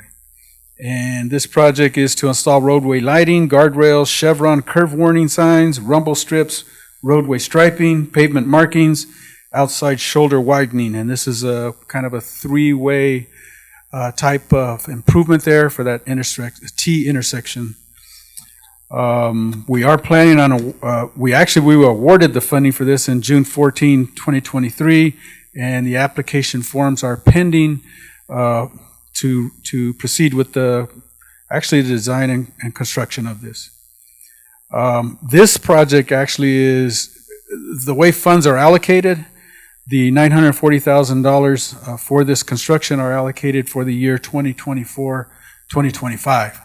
So we're working on the design on this, and we should be able to start construction on it in the fiscal year 2024, 2025. Right. Moving on, we've started up the Traffic Safety Committee. We meet once a month, and the last meeting was yesterday on September 11th. And the Traffic Safety Committee will have traffic safety considerations that are brought up at a council meeting or brought up, actually phoned into Public Works or any other city department that we need to look into any traffic safety related concerns. So what I have here is I have this section under the California Manual of Uniform Traffic Control Devices, which kind of guides us on how we can implement a stop sign or put a stop sign up. And a lot of the public does not realize these conditions, and it's based on traffic history and accident history. So having said that, there are 9 items that the Traffic Committee is considering, and I can go through each one of these, but they're listed here. And of course, any stop sign recommendations will be presented to the City Council for your approval. We can't install a stop sign unless we get council's approval. And these are guidelines, right? Yes, this is a guideline, yeah. Not necessarily a law that we, like, say, for example, I mean, just looking at 5 or more crashes in the past 3 years, to me, it looks like, obviously, if we can avoid it, right, why not, right? Well, I mean, and so I was saying, so it's a recommendation and guidelines for this committee, not necessarily, I mean, we could make those improvements before we start seeing those crashes, right? Correct. We also have a dilemma with following California Green Energy and Clean Energy Act, and you can't put a stop sign at every intersection. Now you've defeated the gas emissions. Right, because you're stopping. So I think that's the reason they have these regulations in here, in this code, for a reason to follow. So there's got to be some verification that there is a traffic hazard happening at that intersection. So, for example, the 3rd and K, I brought that one up. That was a member of the public, and then it was followed by 2nd and K. But 3rd and K, in particular, was because there has been traffic activity at that corner. But more importantly, I think more recently, since the baseball fields or softball fields have been created there, there's been a lot more use. So there's a lot of young people out there, and that's created some issues. And so that was just that safety concern. So those are the things I would like to consider as we move forward with that. But I understand there's it does say does not meet the minimum crash requirement, but maybe that, at least for that particular, it says it does meet the minimum crash requirement. Does meet? Actually, okay, does. Not. Oh, both of them do. If you're referring to 3rd and K Street, it does meet. It does. Okay. 7th and Fleming. Well, then I'm reading that 2nd Street. 2nd Street doesn't. 2nd Street doesn't. Okay, all right. So 2nd Street doesn't. That's what I'm reading. I'm sorry. Does not meet the minimum crash requirement. But yeah, so 3rd and K, there have been traffic accidents there, and I know the property owner at that intersection has cut down their trees that were in that, just to make it more visible for vehicles. So that was, okay, so it does meet it. All right, well, I appreciate that. One item on there is item 5, the cattle call rodeo traffic bollards and speed reduction. I mean, that came to us, and I'll just let you know that Public Works is going to replace 38 bollards that have been destroyed. Uh-huh. Run over, destroyed. Uh-huh. They are. So, I mean, how fast are people going down they're going there? fast. I was down there, and I was coming up the hill, and this couple saw me running up the hill, or trying to run. I wasn't doing much running, just kind of crawling. And it looked like they sped up. I was like, where are they rushing to the park? I mean, they were going fast, pretty fast. Were they aiming at you, or? It felt like it. It felt like it, yeah. Sorry about that. That was Brian. So you did see me. He just wanted to say hello, you know? Like, Yeah, so yeah, it's a real problem, and I don't get it, but yeah. Wow. So yeah, we are working on a cost estimate to install some speed bumps in four sections in that area, and that should reduce the speed, and we'll get the bollards replaced. And so that's a project we're working on. It's a minimal cost project. So in any event, these are what we're working on. So I just wanted to give you an update. Mr. Medina, before you go on, this is very important. I think that Mr. Gray, who was here earlier, brought up some important issues, and it goes right back to this. I've been speaking about this since I got on council. You know, I got kids there that go. Spill Swing's the one I focus on, the high school and all that. And I do think that we need to perhaps work with our school districts to look at a way of improving these drop-off and pick up and drop-off areas, the congestion that happens. And I know it's only like 30 minutes, 45 minutes in the morning and in the afternoon, but I do see the wild drivers out there, speeding to drop off one kid at, elementary and another one at the junior high. And we go through the routine as well. So I get it, but there has to be a way that we can work, coordinate all these areas. And I think I actually agree with Mr. Gray on some of this, because he does it every day, right? But I think that there's a way that we can work out, and I know Chief has been working on that as well, brought it up many times, and there have been a lot of improvements. But I think in looking at ways to minimize the impact during those 45 minutes in the morning and 45 minutes in the afternoon, and pretty much, and I think it's the same problem like at all the schools, right, Chief? Yeah, if I may, as a matter of fact, that problem that Mr. Gray was talking about, we had already been working on it. We actually met with the superintendent. We came up with a plan of how to do this more effectively, and always keeping the safety of the students and staff in mind, of course. So what we're going to do, we're going to have a different drop-off point. So Phil Swing, if you're familiar with layout, it really only has 2 sides where the drop-offs can happen. A lot of the schools have 4. So we're going with a third one. This is going to be the alley west of the school. We're actually going to convert that into a drop-off lane. We're actually going to put 2 gates in there. Again, we already discussed it with school staff. We're hoping to start within 30 days. That was our set date. And again, we got to do notifications to the residents that live on the on the west side of that alley, and also to the parents. So we are working with the superintendent on that, and we actually addressed other schools, but that was the one that we needed to address rather quickly because of the issues that were brought up.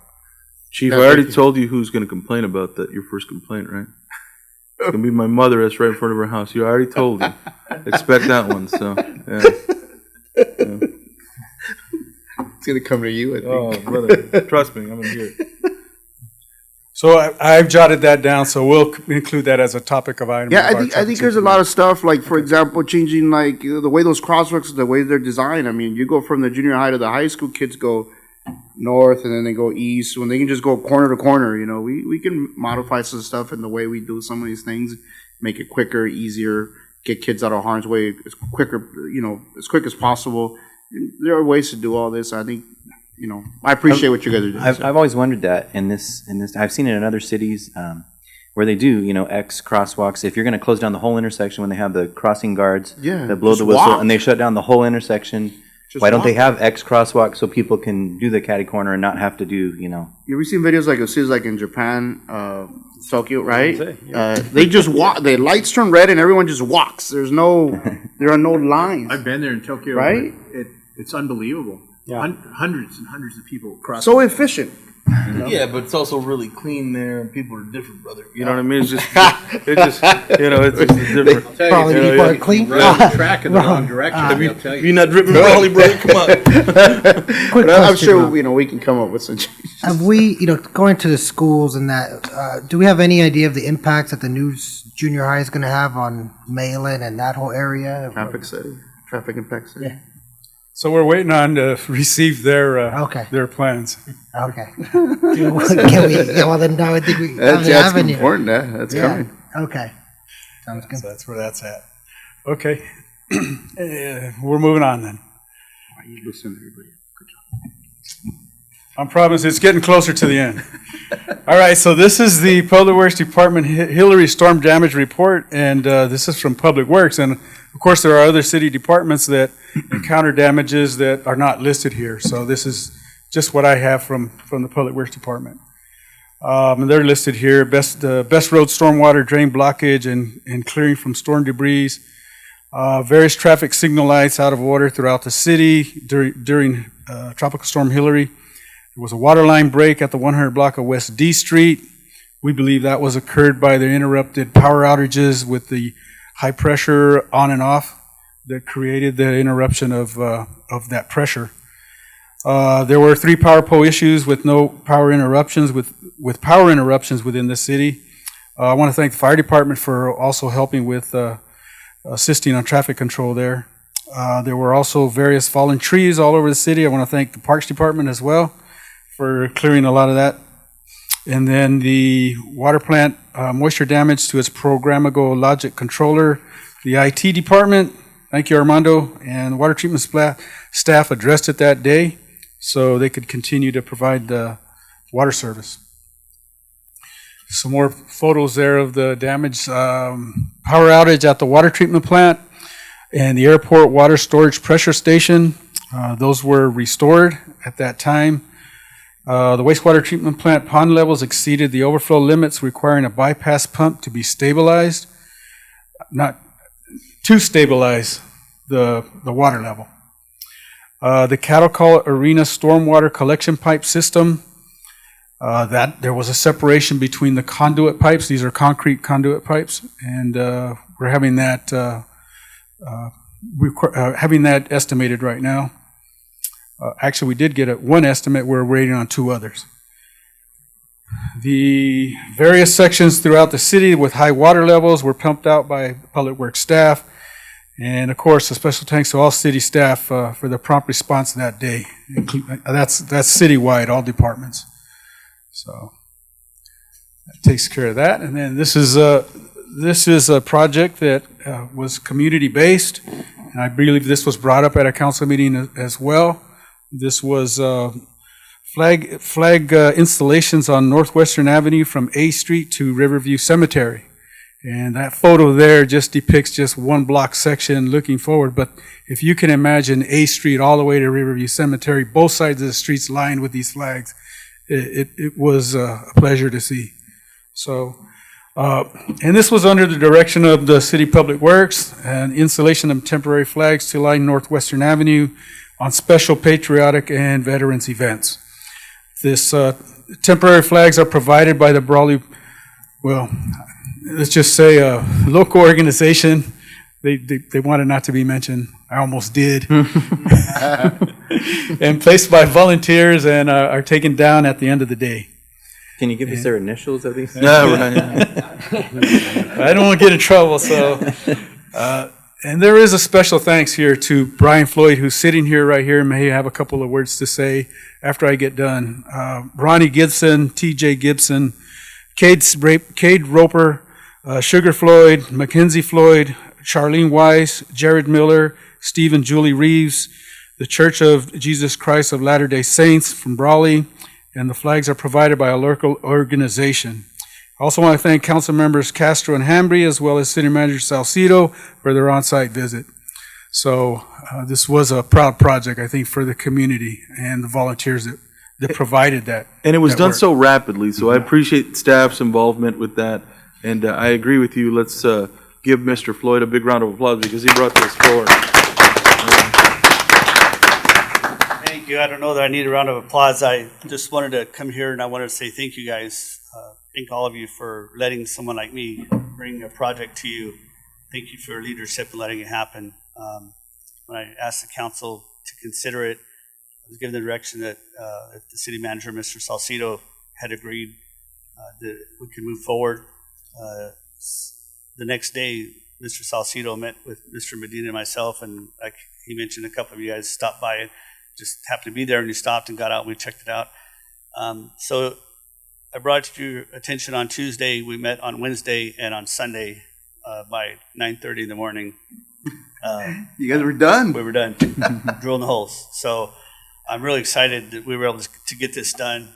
The family was extremely emotional about it because a lot of them didn't know we were doing it. And even the ones that helped me that are up there on the list didn't know how far down we were going to go all the way.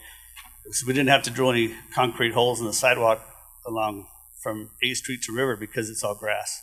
So I didn't tell them we were doing that.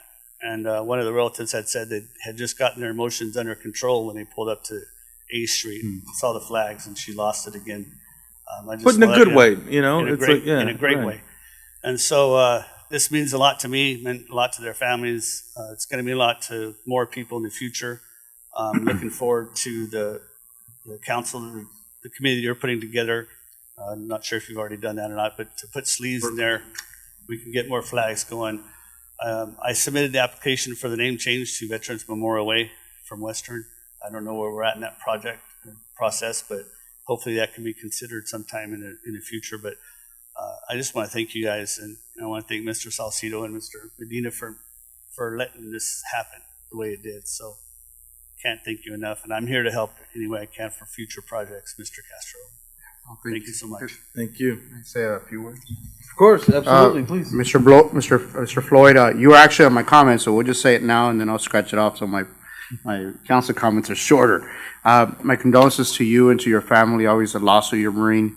Always it's a big deal, right? Anytime we lose someone, who we love.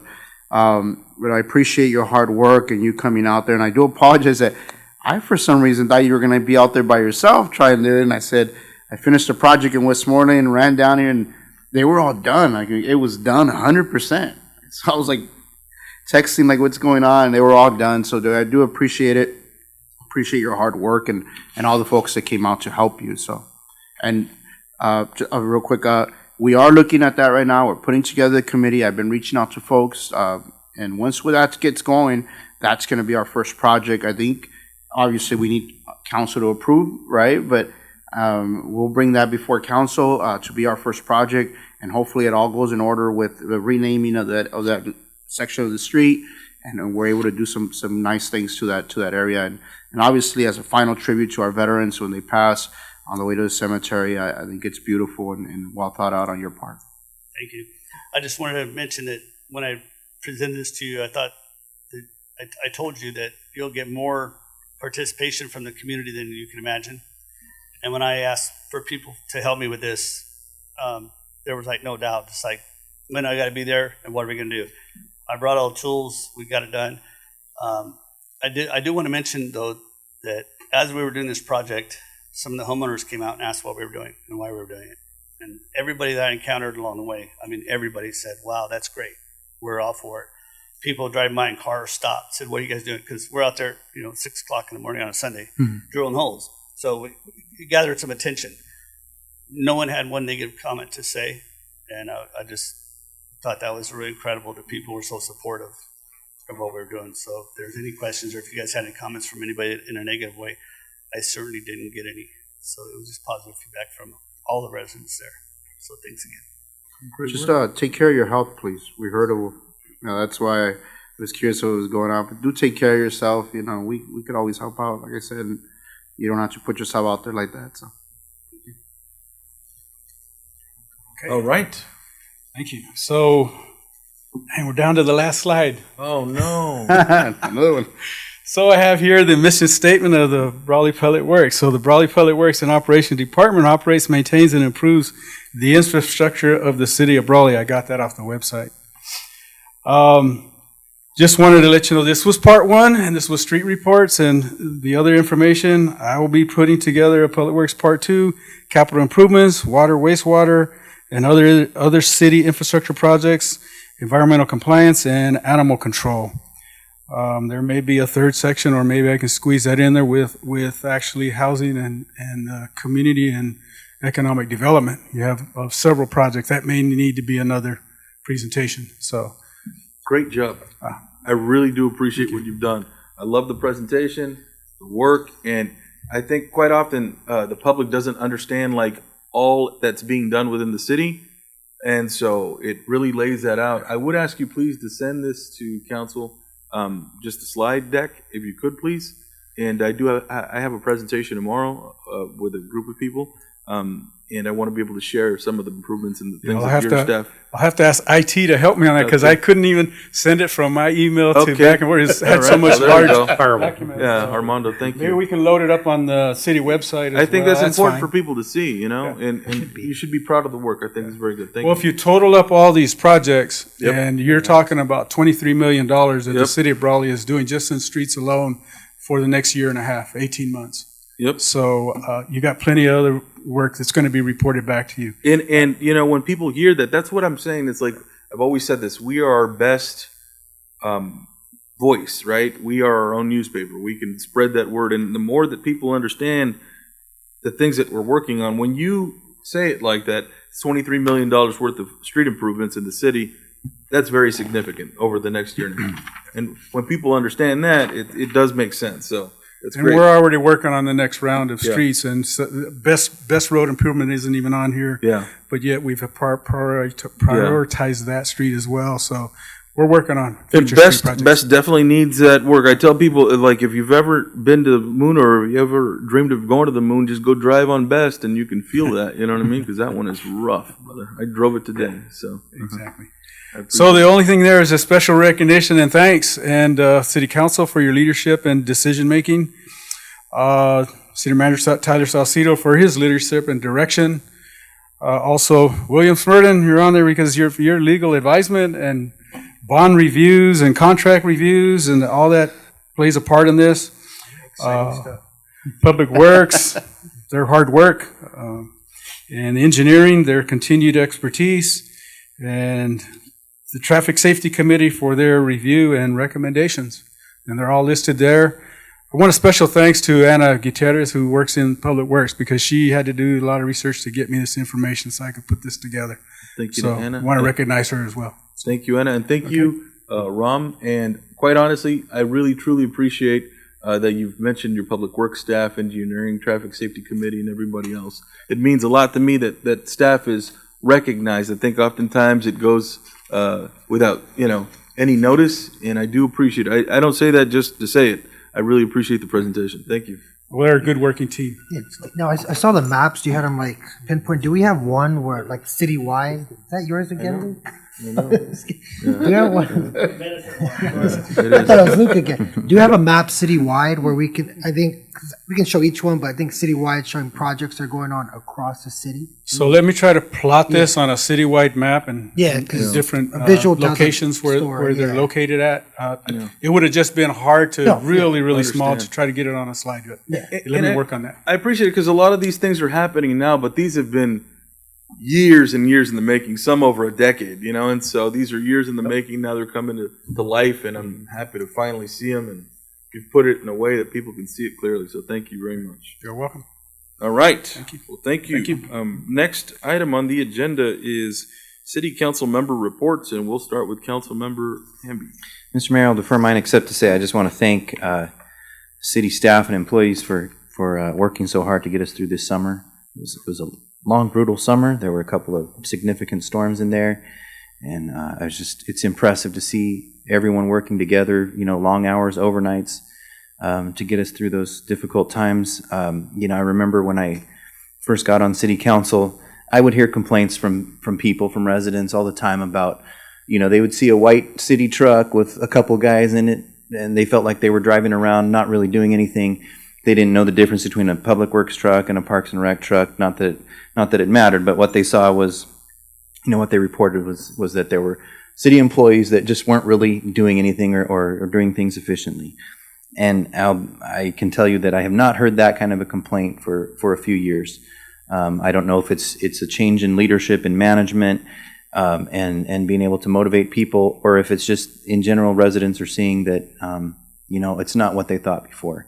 But I'm impressed with the way that our city staff and our employees work together, and it's like I said, been a long, brutal summer, and it's winding down, and I'm so thankful to have cooler weather ahead of us. But I just want to thank everybody for that, and that's all I got tonight. Thank you very much. Councilmember Reveler. Yes, same thing as Councilmember Hamby. I think the timing, long, brutal summer, I think the timing went dark, so we were out of staff's hair for a minute, so hopefully they got caught up and just were able to focus and not have to be here on a Tuesday night. Last week I did attend the Southern California Association regional meeting, and there was a brief presentation on every year an organization, I can't think of the name, surveys small businesses. Last year the number one concern was homelessness.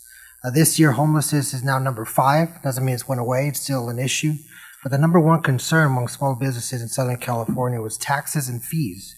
And so I thought that was very interesting. I think you can throw in power bill, considering someone I saw of mine last month. But taxes and fees were number one concern for small businesses. I thought it was very interesting how things change, and so something to keep an eye on. Also, Brawley Union High School football, flag football, girls flag football just had their first game. Hopefully I can get someone from the council to second or be willing to present a resolution. I think that's a really monumental thing for athletics and for our youth. It provides them not just opportunities for health, but scholarships and just building communities. So if anyone on the council, if I can get a second on preparing a resolution for the Brawley High School flag football program. I'd be wanting to support that. Do you think the timing, perhaps maybe towards the end of the season, be a little better? Oh yeah, Once yeah, no, it's yeah, done? yeah, that'd be cool. That'd be great. Cool. And other than that, I know the Mayor Pro Tem brought up the traffic. I think that's going to be addressed future, so that's considering some of the public comments. But yeah, thank you to staff, and see you all. I think next week we'll all be in Sacramento, and then following that I'll be in LA for a mobility summit. So busy month that we're all working together to try to bring additional resources and make connections, not just locally, but across our region. That concludes my report. All right, thank you. Councilmember Orton.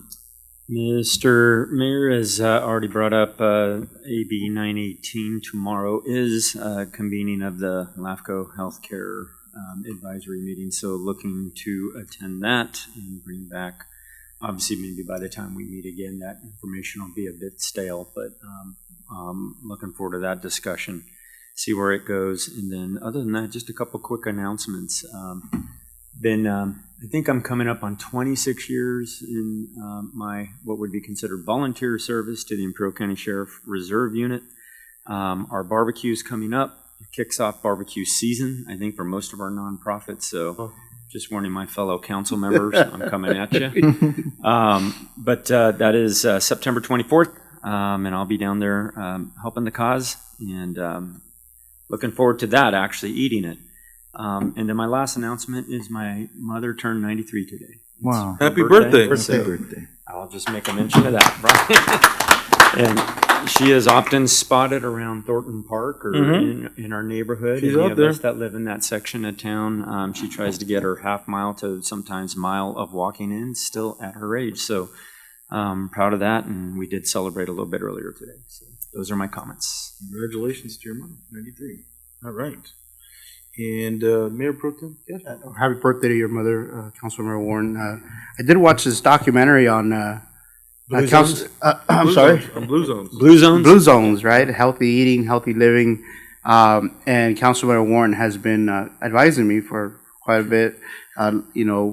Obviously I have had some troubles with my diets, right? No matter if I run, work out, I just, it's in my genetics, I guess, but it doesn't define who I have to be the rest of my life, and trying to get the weight down. And I think that people in leadership should look a certain way, should take care of themselves, and should lead by example. And so those are one of the things that Councilmember Warren has brought, and And honestly, I feel the urge. And so picked up the Blue Zones, watched it, and understood a lot of what he talks, especially when it says, eat till you feel like you're 80% full. It's working so far. We're getting there, little by little. I did sit on a couple of meetings over the past month or so, and one in particular with some developers coming into town.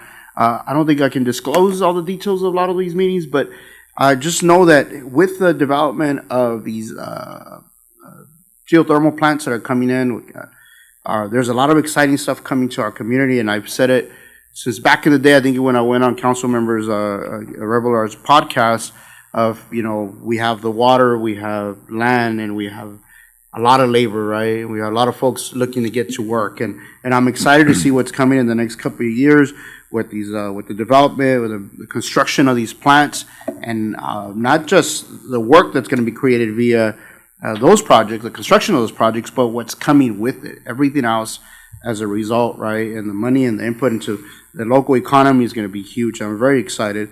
I also attended a town hall meeting or office hours with the assembly member to hear about this update with the bill, AB 918, picked up a few different details. And obviously I understood and I listened to some of the board members at Pioneers and the disappointment with the number of votes pretty much, or members on the new board, transitioning board. I did pick up though, some of the important things that I picked up is obviously there will be no merger without the hospitals without public input. An advisory board added would include medical experts. That's huge, right? Especially for folks like us that don't understand entirely what's happening. Obviously the fiscal studies by LAFCO that would determine the boundaries and the new districts for the folks that will represent us as elected officials. And obviously that the mergers will be based on data, on economics, and picked up one important detail that I picked up is the $28 million that they received in loans each hospital, which is $56 million. Correct me if I'm wrong. They will be allowed to use that towards the merger, so that's a big deal. Besides that, met with city staff. And I do want to thank city staff for their work during Hurricane Hillary. I was out there, went out and saw the sandbag situation. What a mess. I walked up and I saw a lady that was handicapped and had a small child helping her fill sandbags and stay there a couple hours. I paid a big price. I was sore for about 5 days. But nevertheless, I was glad to see the community help out. There were plenty of people out there helping out.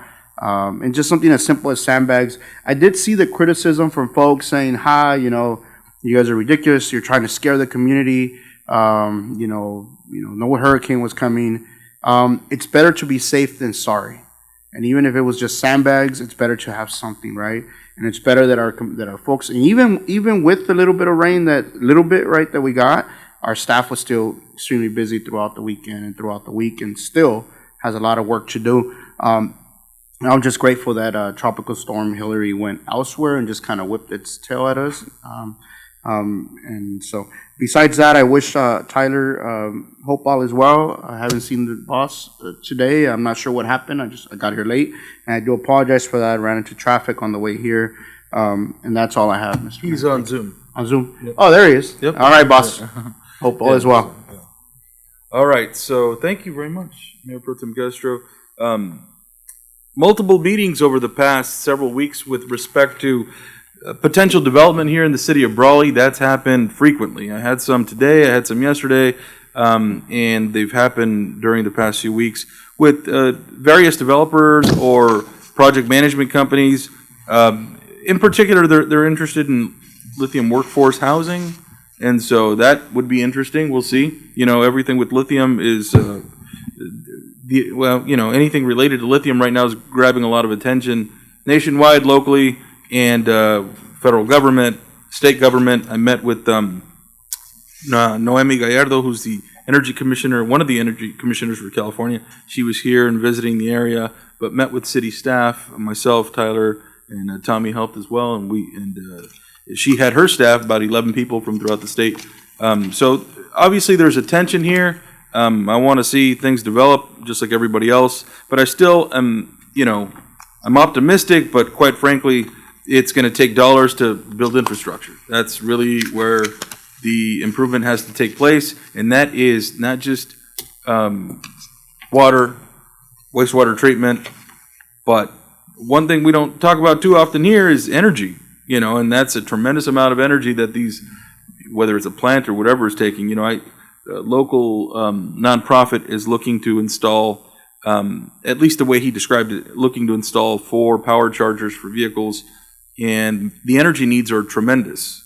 And the way they described it to him in sort of layman's terms is that the energy needs would be equivalent to what a super Walmart would require for 4 units. So, I mean, are we ready for that? No, we're not, and so those are the types of things that concern me moving forward. But, I think there is a lot of attention, and I think if there's an opportune time to ask for money for infrastructure improvements, now is the time, now is the focus. So, also met with San Diego State University Brawley campus, and they have a need to expand. Obviously, there's money that's been dedicated to them for improvement and for expansion, but they need to tie into our system, so that conversation's ongoing. And again, it goes back to we got to strike while the iron's hot. Yeah. So there's a lot of federal attention, state attention. Let's strike while the iron's hot. But also was on a podcast with members of leadership members of USC, and they wanted to talk about lithium. And it's funny because they had more of a they wanted to see the pros and cons and more of like the negative side of things initially. And I said, quite honestly, number one, I'm optimistic, and number two, I think you'll find that people here are pretty optimistic in the Valley. And so we have. And it sounds bad to say it this way, but we really have nowhere to look but up. This is a long forgotten county. So we want to make sure that whatever we do is to the benefit of our community, and as representatives of the city of Brawley, and really to some degree county representatives. We want what's best for everybody, and I want to see what's best for our community. Anyway, so I've continued with that conversation. And another kind of a cool feature, this is sort of a side, a bunch of other lithium energy stuff, all good stuff. Want to thank staff for all the hard work that they're doing. But more recently, I was able to communicate with the Sultan, His Excellency. You got to meet him? He's going to be in Brawley, and we're going to meet him in person. But I'm supposed to actually spend some time with him next month, and that should be interesting. I'm not sure if I'm going to be able to make that meeting, and I'm disappointed in that because I do have a planned business trip during the same time, and it's a little bit conflicting on that final day. The Sultan of Slojamistan. Yeah, and so he's a radio DJ, disc jockey, and he's created this sort of territory, and he uses it to promote himself and his causes, and I think it's really good. It brings a lot. He's a sultan, so he is. You can refer to him as the Sultan, Your Excellency, Your Majesty, Big Sexy, I think is the other one, sexy. And there's another name for him. But he's he brings a lot of humor to things, and I think he does a good job about promoting his causes. But quite frankly, it's a good way. He's getting national news and actually attention worldwide. So that's good stuff for us. And if he can come out here and it's comical the way he presents himself, almost like a dictator, but it's very funny. So good sense of humor and interesting character. So anyway, that was we hope to have him as a guest here, and just bring some attention to our community, and talk about some improvements in Brawley. It's going to be good stuff, and we'll make it fun for sure. So all right, having said that, let's see. I know my presentation went on long, or my comments, but I do want to thank everybody, staff, everyone for working hard. I know it's been a long summer, starting to cool down. The storm, Hillary, I know there was kind of over-preparedness throughout the valley, but nobody prepared us for the next week, right? Right? And I have kind of I shouldn't say it, but I'm going to say it because that was Hurricane Hillary, and I said Hurricane Lewinsky was next, and it was just, that was even worse. You know what I mean? So anyway, all right, moving on. I wasn't going to say it, but I did. So all right. So next item on the agenda, City Attorney report. So Sorry to be late, but it is Calipat's night for city council meeting. There we go. 2. And they had really routine stuff, but there was one thing I was needed for, so I went there first. And then our closed session will be short, so let's get right on it. Thank you. All right, Tommy, would you like to add anything? Thank you for filling in today. We appreciate you very much and for the work that you're doing. I do want to publicly thank Tommy for the visit from the Energy Commissioner. He put some packets together, my request through Tyler, but he did such a really a good job in making a very good impression. And quite honestly, they noted it. And so it goes on to relationship building. We're in sales. As public servants, we are in sales. Like, don't forget it. We are in sales. We are selling what we do. We're selling our services. We're selling our needs and our requests. So when we ask for money, let's make sure that they remember us in a very positive way. So thank you for doing that. And that was good work. I appreciate it. All right. Thank you. And we'll go on to closed session. Do want to thank everybody. Thank you for your time. Thank you. Thank you.